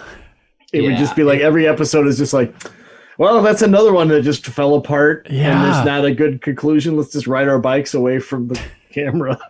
Yep, a foreign investor came in and bought the house in cash 2 weeks before we sold it. So they bought it. So, I know. It's like it never works out like that. Okay, here's my question about House Hunters. It always cracks me up how needlessly specific some of them are. You know, like the guys like, if this house doesn't have blue cabinets, it's unbuyable. And it's like, what are you talking about? Like, they're coached to be specific and weird, right? Some of them are. They're not. The more specific ones that you get like that are usually people who also are kind of, and this is something you get with any unscripted show. If it's after more than one season, it's somebody who wants to like be a personality kind of. And even though as long a shot as it possibly is to be, you know, no one's ever become famous from House Hunters, but you'll get people who come on there and like, okay, this is my thing. I need a fish tank underneath the bed, or else it's, and you're like, no, we're not, you gotta tone it down, please. Also, get rid of those shoes. We're not even gonna show them in camera. I know you think they're the best thing in the world, but. Okay, as an expert here, what's your take on Survivor, the holiest of holies? I actually have never watched Survivor. What? Yeah. The best show on TV? I have a grudge against CBS for some reason, and I the only thing I watch on CBS is CBS Sunday Morning and 60 Minutes, and then everything else for some reason, I've just always been a pretentious asshole about. Oh, sorry, I cannot stop cussing. You're fine. You're fine. Well, you should try it, because I'm curious to see with your expert eye what you see in Survivor, because I know there's things that are BS in Survivor, but it seems like one of the most legit reality shows out there. I know he can cram it in his schedule with all this non-snoozing he's doing. Yes, that's true. Yeah, I could start binging it. The only thing I know about it is that apparently if you work on it, it's one of the best shows to work on because it's just like a crazy fun atmosphere. Like everybody is drinking and boozing and having a great time. Not the talent. I don't know anything about the people on the show itself. Right. But I know that working on that show is apparently like one of the, like, if you work in unscripted TV, it's like, I worked on that and I lost my wallet and almost my kidney and crazy. Yeah, because you're just hanging out at Ponderosa in between everything. Unless you're like the doctor. But even Dr. Joe probably gets to get drunk all the time out there. Sneaking over to their tents and dropping spiders on people's faces while they're trying to sleep too, right? Yeah. Now the closest I've worked on that is like a show called Alone. And that show is very legit. If you ever see that, that is actually a show that it's not like there's no people online on Reddit, especially. I think there's all sorts of planted things that are happening there. Yeah. And it is not. That is one of the most legit reality shows that I've ever worked on, where it's just like what you see is pretty much what you get. Yeah, Netflix really wants me to watch that one. It like keeps surfacing. Of course, after I stopped working on the show, they put it on Netflix. So I can't Netflix on my gosh darn resume. Well, hey, we've kept you too long, but don't hit the snooze button. You get 5 for the entire month. I know I'm gonna do it. Just download some app. There's like an app where you have to like solve a math puzzle or something equation before you can turn the alarm off. Get one of those freaky things. Or just put your phone way across the room, right? You already did that. I've done that. Farther. It won't stop my capacity for laziness, unfortunately. Take the Nathan for you strategy of buying a live crocodile and putting it between you and his phone. There you go. Those are readily available in Brooklyn, so I think I'll do that one. I'm going to look into the math thing now. Thanks, Hanson. Okay, that sounds good. Thanks for your support, Rick, and we appreciate it. Yeah, have a good one. All right, bye. and cut, as they say in the biz, Jeff Cork. Very cool. Thank you. Next call is Draxel, otherwise known as Dave Clapp. What is Draxel's goal, Jeff Cork? Sleep better, run 50 miles this month. Hello, Dave Clapp. Hey there, how you doing? Good. You always sound so subdued and whispery and sensual on this thing. I listen to the episode afterwards, and I feel like my mic always pops super loud, so I try to be as quiet as possible. Okay. But I still end up just being way too loud. That's totally fine. How did you do with your goals, man? So I started with 7 hours and 8 minutes average of sleep a night, and I bumped it all the way up to 7:38 by the end of the month. How are you measuring that? I have a ring that I put on that measures like heart rate variability and heart rate and sleep and all that stuff. I think it just measures movement while you're sleeping. It's called an Oura ring, O-U-R-A. Oh, is that one ring that I keep hearing about? It's the one. Oh my god! One ring to rule them all. Perfect. So it does a good enough job for what I'm looking at. So yeah, it went like 7 hours 8 minutes, 7:11, 7:28, 7:31. I'm at 7:39 right now. Nice. So I'm pretty happy with it's a lot of going to bed at 9 o'clock every night, which is rough. Yeah. Because I'm a night owl. But so I improved my sleep. I feel like I'm more energetic during the day and a little bit better mood, so I'm happy with that. And then I had a sub quest or a side quest to run 50 miles, and the last day of the month I hit 50.9 miles. So I'm happy with that. It said 50, not 50.9. So yeah, I blew it. Partial credit, I guess. Yeah. You know what we say to that, Jeff Cork? What? What? Congratulations on leveling up, Dave Clapp. Thank you. Is that what that was? I thought it was very clear. Yeah. It's funny because you're getting so much sleep, yet you're very generous, and you help me move not one day, Jeff Cork, 2 days. 2 weekends. 2 days of moving? 2 weekend shifts. Dave Clapp helped me move, and I say helped, I just kind of stood there and pretended I knew how to strap things down while he's actually just stacking up 1,000-pound boxes. When he was done, did you order a pizza pie for people to share slices? We had Frankie's. We did go to Uncle Frankie's in Northeast Minneapolis. Hot dog. Yeah, it was the longest hot dog. But anyways, we shared it, Lady of the Tramp style. That's right. Nice. That's right. Very romantic. But then the kicker was the second weekend, Dave seemed like he was in a slightly worse mood, and he confessed that he did not get much sleep the night before. Yeah, that was not a good day. It was a lot cooler than the previous weekend, so that was nice. That was nice. I ended up taking a glorious nap though, so I think that averages my sleep totals out. Oh, good. So this actually kind of goes into my next goal, which is I recently helped a friend move, and his house is in shambles. So my goal is to help him assemble his bed and kitchen table this month. That's very sweet. I think we might have it. I think we went out and bought a new drill today because we had this wimpy drill, and we keep trying to screw our kitchen table back together, and the drill can't do it. And so I think we got it under control. We're experts now, Dave. Well, congratulations. Thank you. My drill set is one of my favorite gifts to myself that I bought for Black Friday like 10 years ago, and a good drill is essential around the house. Hell yeah. But so I went for kind of distance last month with running, and I wanted to go for speed this month. And so I was like, well, I think the fastest I ever ran was like a 7:15 last month. As part of like a 3-mile run. And I'm like, I wonder if I could get down to a 6:30.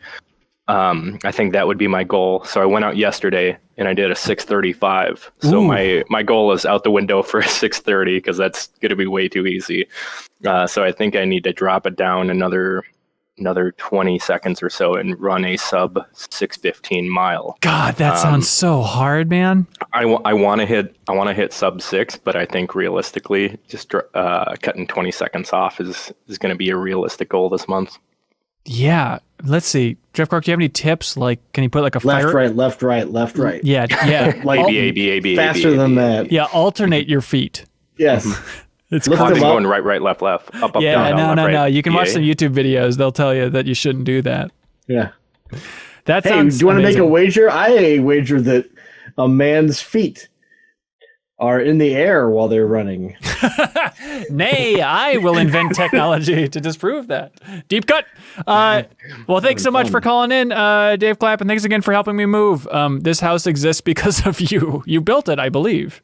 Yeah, well, let's get a sweet, awesome studio together, and I'm really looking forward to how things come together. Oh, that's so sweet. Thanks so much. Thank Yeah, it's in a much better spot now. I wish you could see it. Yeah, you texted me after Minfax where I was having a mental breakdown because I hated it so much. But I think it sounds good now, and I think it looks sounds good. all You right. just need matter in Of the course. background. Matter. Cool. Thanks for calling in, Dave. Thanks, guys. Have a good night. You too. Bye. Bye. Bye. Next caller is Hell Yeah. Hell yeah. And what's Hell Yeah up to, Jeff Cork? Well, I like to call him H yeah. Oh, yeah, please. Losing 20 pounds. Hell yeah. Can we hear that voice? Yes, you can. Oh my God, Jeff Cork. Sounds confident. This is a confident man. How'd you do with the losing 20 pounds? Well, I didn't lose 20 pounds, unfortunately. Oh no, here it comes. And I have to blame Chad. I asked Chat last time whether 15 or 20, and they said 20. But no, I did lose 15 though. Still so great. I'm still pretty Still happy great. with that.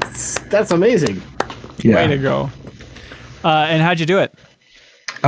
Just honestly sticking to my diet has been pretty easy. It was hard at the beginning, but and I've done hikes. I've continued to do my hiking every weekend I can. Yeah. Oh, great. Well, congratulations. And do you have a new goal for this month?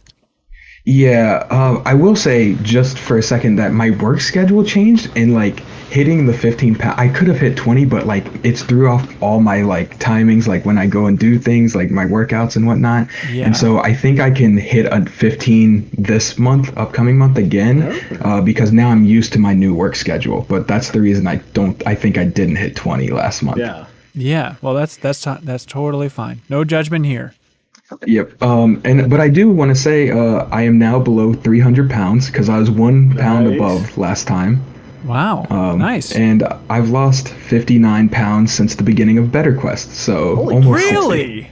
Yes. That's amazing. Thank you so much, man. For No, thank you for You don't starting get those BetterQuest. pounds, Hanson, to be clear. What's that?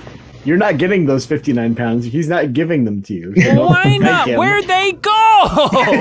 he can have them if he wants. I thought we should have been more clear. You have to send us the pounds. Yeah, hang on, Jeff Cork. I'm no scientist, but you can't destroy matter or something. Mm-hmm. Yeah, where's it going? Yeah, where do pounds go when you lose them?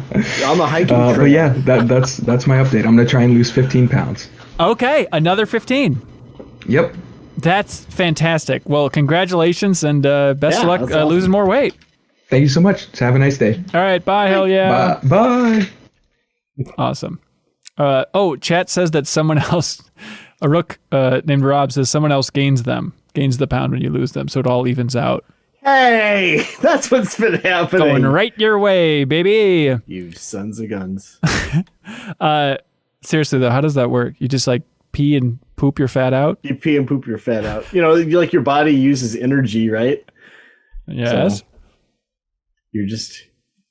it just goes away. So your fat turns into energy, which is heat, and then it goes away? Yeah, a little steam out of your ear.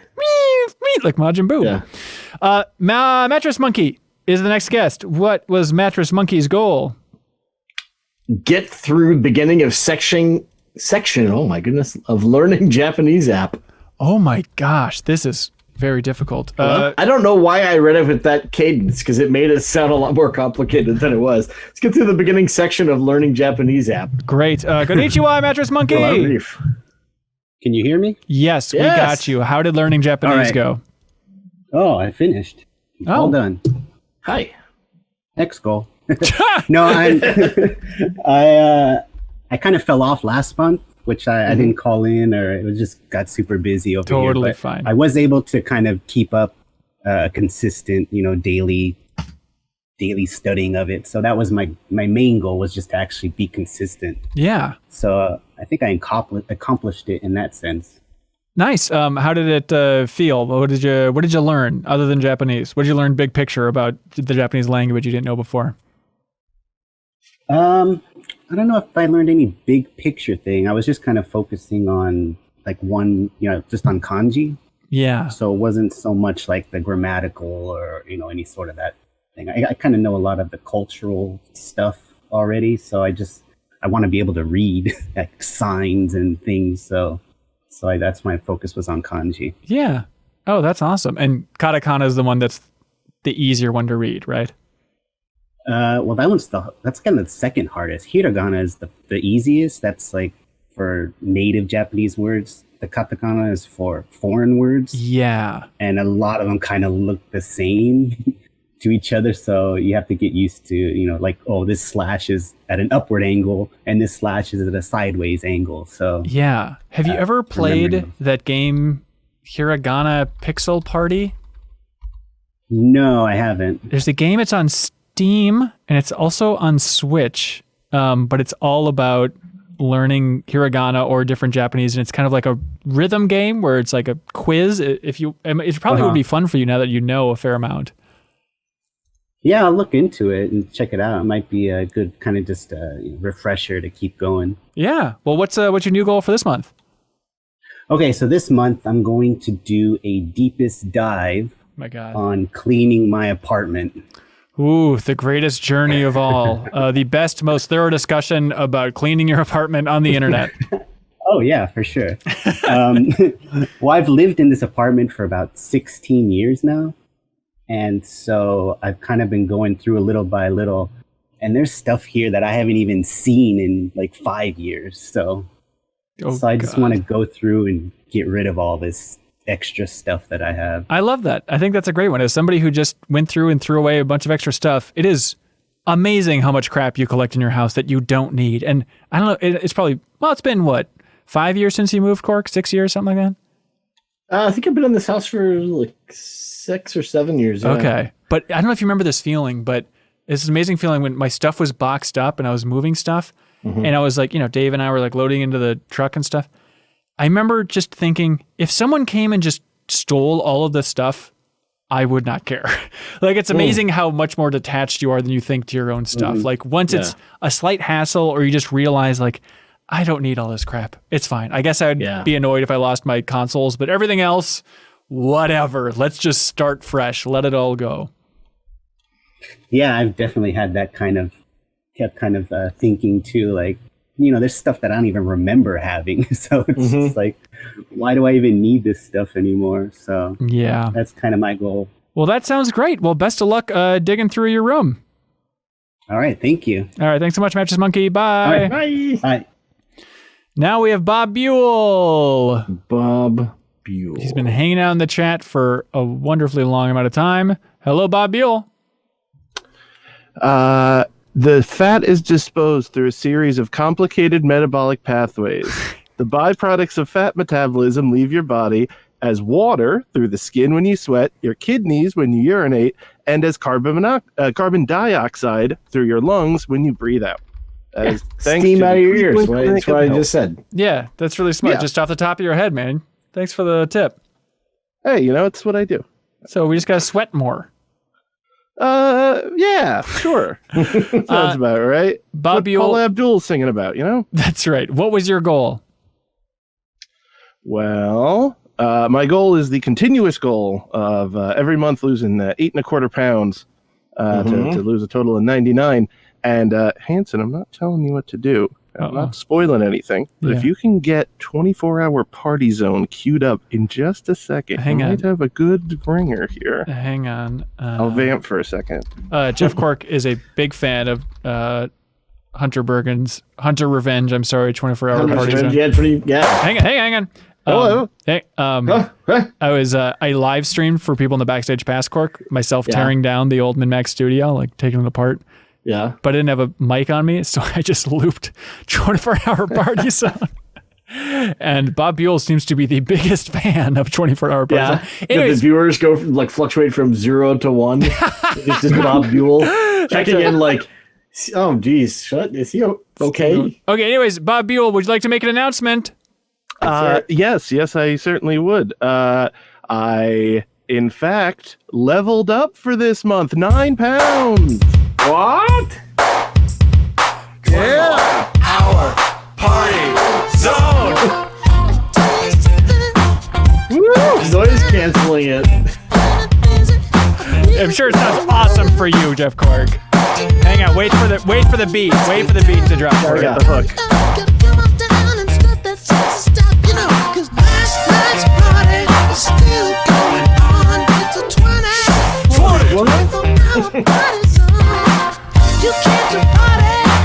You can't go wrong. Anyways, Eat your heart out, Jade. Learn to write a song, Jade Bugent. All right, sorry, that's AFI deep cuts. Okay, Bob, congratulations. How are you feeling? Feeling good. I've joined the community. I don't know how to pronounce it. I've never said it out loud. Strava. Whoa! You can't say that. Oh, sorry. Hey, wait. Tanner could talk about that German sex podcast, and I can't even say Strava. Yeah, you're not. They can say that word. We can't. Oh, sorry. Of course. What has that been like, jumping into that app? It's fun. It's literally just I don't know how many people actually see it, but there's 20 of us or so in the group, and all their communal walks and runs and jogs and bikes are tracked on one big min-max page. And it's really cool. It's nice seeing a map of where I go and oh, this was half a mile longer than yesterday and it took me 2 minutes less. So it's I could feel the actual growth there, Right. Cool. It's the only time feeling a growth is a good thing. Hey. Well, that sounds great. So next month is just going to continue to lose weight. That's the continuing goal here. Yeah, revert it back 8.25. And I believe, timing this out right, next, oh boy, depending on when the BetterQuest for next month happens, I will either be just before I am officiating that wedding or just after I am officiating that wedding. Well, I guess it would be, okay, I guess it'd be October 1st. Then it will be 2 days before the wedding. Oh, that's going to be perfect. All right, we'll get peak nerves, but you're going to do great, Bob. Yeah. So subquest, I don't, whatever, but I need to write the script for that. I guess speech is what they call it. Speech, right? Yeah. Well, it could be a script. Just take an Aaron Sorkin script and rework it a little bit. Walk with me. Cool. Well, best of luck, Bob. Thanks for calling in. Thank you so much. Last night's party is still going on, though. I got to go over there, all right? All right, bye. Bye. Adam Walker, Texas Ranger, to round us off here. What was Adam's goal last month, Jeff Cork? Stream more throughout the week. Wind Waker schedule. Oh, hello, Adam Walker, Texas Ranger. Hello. Stream more throughout the week. Wind Waker schedule? Yeah. Boyfriend, girlfriend? Wind Waker schedule did fall apart a bit, and I realized something as I started to play more Wind Waker. First of all, that game has a horribly slow start. It is awful. You got to walk in that barrel, and then you do the maze. Yeah. The guard sees you. That is hard. And I realized I did have some friends on for the start of the first dungeon, but I realized that I don't think I want to. It didn't seem like the way I wanted to play that game. I started to really enjoy it, and I felt like streaming it took away from some of the things I'd probably focus on otherwise. Yeah. Especially since it was my first time playing it at all, and I noticed I was kind of wanting to keep things moving. I wasn't paying attention as much to the characters, which is a big part of what I enjoy about the series. And I made a decision. I made a decision to kind of find something else to fill that spot. I didn't feel like I'd be doing justice to myself if that was how I played through Wind Waker. Yeah. Oh, that seems fair. So what have you been streaming instead? I've just been continuing Ride to Hell with Bob. Is it that long? So I think I've done 7 or 8 streams maybe, and they've all been around like an hour or so. Yeah. But I've gotten hung up on a couple bosses. I regret not picking like the lowest difficulty setting. It had some cruel like words. If you'd selected it in the main menu, it's one of those games like Doom or whatever that calls you a baby. Right. I couldn't do that on the stream. Of course.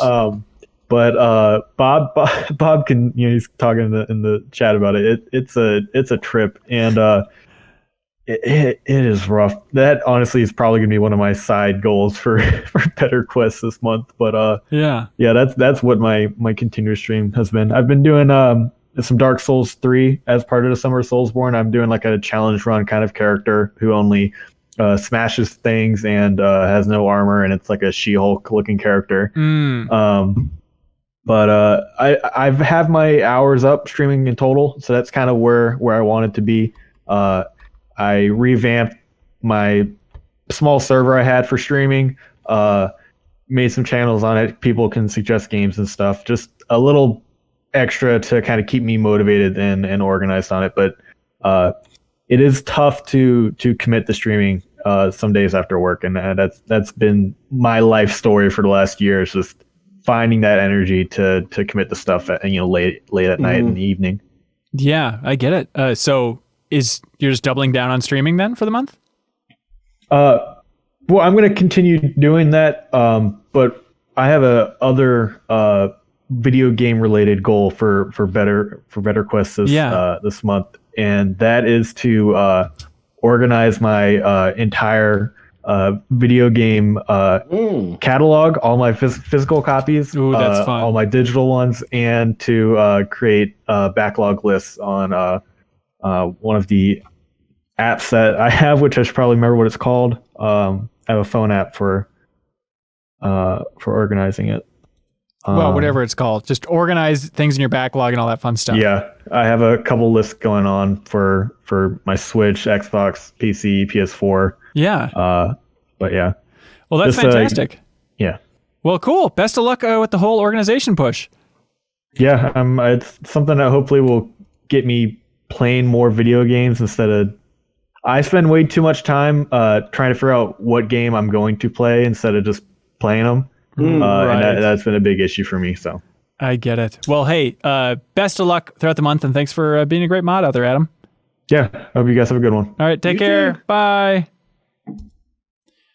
Now that we've come to the end of the road, take it away, Jeff Cork. That's the end of the road? That's it, baby. Wow. Thanks to everybody that supported MinMax, that called in. And if you're listening to this or watching this and you think, maybe, just do it. And again, if you don't want to call in, that's fine. But just jump into that Discord and set a goal for yourself. Why not? Yeah. I mean, there's been some fun stories here. Thanks to everybody that's called in. You all have done amazing. And remember to go to that spreadsheet in the BetterQuest channel in the Discord and enter your current level. It's going to be fun to see where everybody's at, because some are on a real hot streak here. Yeah, it's a bit much. Cool. That's right. That's right. Well, Jack Cork, I guess that's it for us. Right? That's it for us. No, we got to say what our goals are for next. Yeah, we are continuing to get better. We can't give in now. Can't give up. We can't. Jeff Cork, what is your goal for the month of September? All right. Well, I'm going to carry over. I will have that other painting finished. Yeah. Okay. So that'll be finished. That's partial credit. Right. Does it work that way? Like if I finish it, then I still get one level, but it's spread out over the course of 2? No, I think we got to keep it clean, man. All right, that's fine. Yeah. I'll still do it just to spite you. I think that the next one, I've had a hard time trying to figure out how to quantify it. Yeah. But I think I have something that you'll find acceptable. You tell me, okay? Okay. I think I realize that I get stressed out and I am kind of snippy sometimes around the house. Yeah. So I want to be more patient and better around the kids. What does snippy look like? Just kind of short and just not thinking things through. Until if someone's one of the kids is being really annoying, I'll kind of snap at them. Nothing just super hey, crazy. Yeah, exactly. That kind of thing. Yeah. Exactly. So I just need to find a way to cool it a little bit. So I'm like quantifying it is the tough thing though. Yeah. And tell me if like I was thinking about like talking to them ahead of time and just being like, hey, for this goal for this month, I want to try to like be more patient and everything with you. And then do you think it's reasonable if like at the end, like right before we record, if I sit them down again and talk to them and ask them and have them judge it? I think that seems good. Okay. Yeah or nay? Yeah. Yeah, I think that seems good. And I'll make it clear that they can absolutely, there's not like, I won't spank them if they say nay. That's one of the never mind, German sex podcast. Never mind. I don't know what the joke is or something. Oh, dear.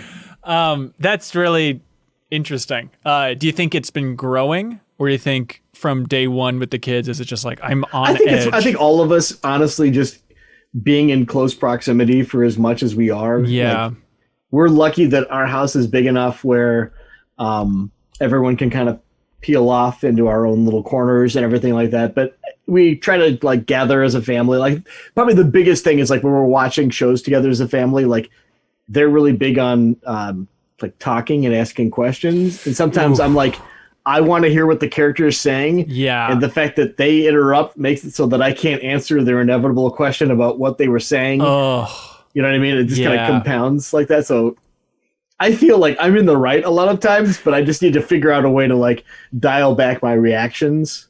Right. Is it something that your wife's better at? Sometimes. Yeah. But I think generally speaking, both of us are I don't know. We could be better, I think. Yeah. Are you snippy towards each other, or is it just like, hey, you little hellions, stop it? I think all of us are all kind of like snippy to everybody. I think really it just has like this like isolation thing is kind of taking its toll, like I said. Yeah. But we're doing the best we can, but I want to continue to be doing better. That's good. That's a nice soft one. I kind of have a nice soft one as well, but it's like you're in a submarine that has a bunch of pillows in it, but then you're being dropped in Mariana's Trench, where it feels soft, but it's also like a scary surrounding. Where years ago I heard about this guy on a podcast, and he said he did this thing, and I was like, that is insane. But is it David Blaine? Yeah, I'm gonna put myself in ice. No. So here's what I'm gonna do. I am going to create an anonymous survey about how I am as a person, my good traits, my bad traits, scales of 1 to 5, and send them to between 20 and 30 friends. Oh no. And have them give brutally honest, anonymous feedback about what I'm like and what I can improve on. Oh my. What do you think? That's intense. Yeah, I know. And I was just talking to my girlfriend about it, and she's like, do I get to fill one out? I was like, yeah, I guess. Then she's like, well, what about your parents? I'm like, I don't know. I feel like I don't want to know who submitted it. And so I worry about, because I want to leave like a room at the bottom for like, what should I work on? What should I improve? But better son. Yeah, I like, know for a thanks, fact. Mom. I know for a fact I'll be able to pick out like my dad's and stuff. And so I'm trying to like, I think that the thing of like rate me on these, what are those called? Traits, qualities, scale of 1 to 5. That seems like a good, clean way. But how do you leave room for that open freeform without just, being able to pinpoint who said it?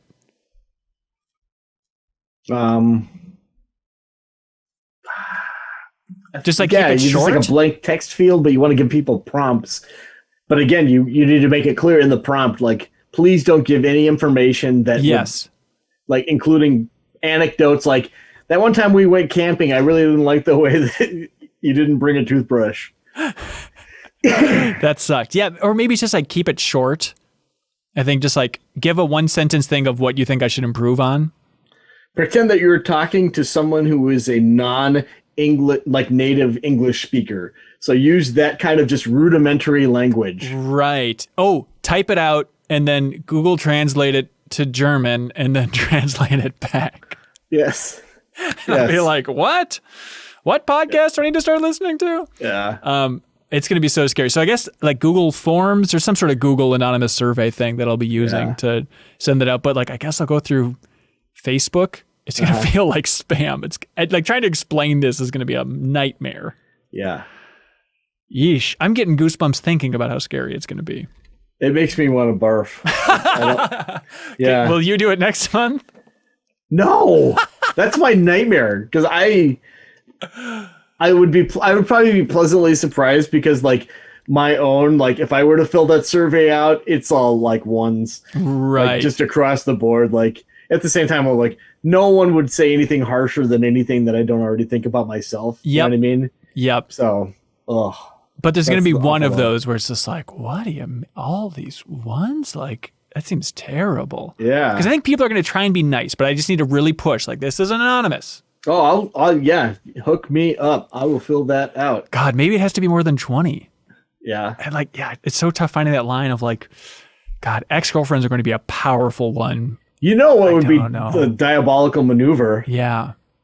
Is just to send it out to one person and say, like, I'm sending this out to 80 people and just send it one at a time. So that you're like, oh, yeah, okay, cool. And deleting this contact from my phone. Oh my God, that's hilarious. Yeah, I need to do some tech work to figure out how that survey system works, but that's going to be my goal for September. I love it, but man, it just makes me want to barf, like I said. Yeah. I'm excited to have some physical goals because all of mine have been kind of mental or software focused, but I think with weather cooling here in Minnesota, I'm excited to create some ways to hopefully stay somewhat fit. Yeah. Indoors. So that'll be a fun thing to plan in the future. Hey, thank you everybody for watching this thing, listening to this thing. You've all been amazing. Set some personal goals for yourself. Let us know what they are if you would like. But hey, it's your life. You do it your way, baby. Jeff Cork, any wise parting words? Stay away from those fizzy drinks. Yeah, they're no good. If you're really craving them, just go for a bubbly.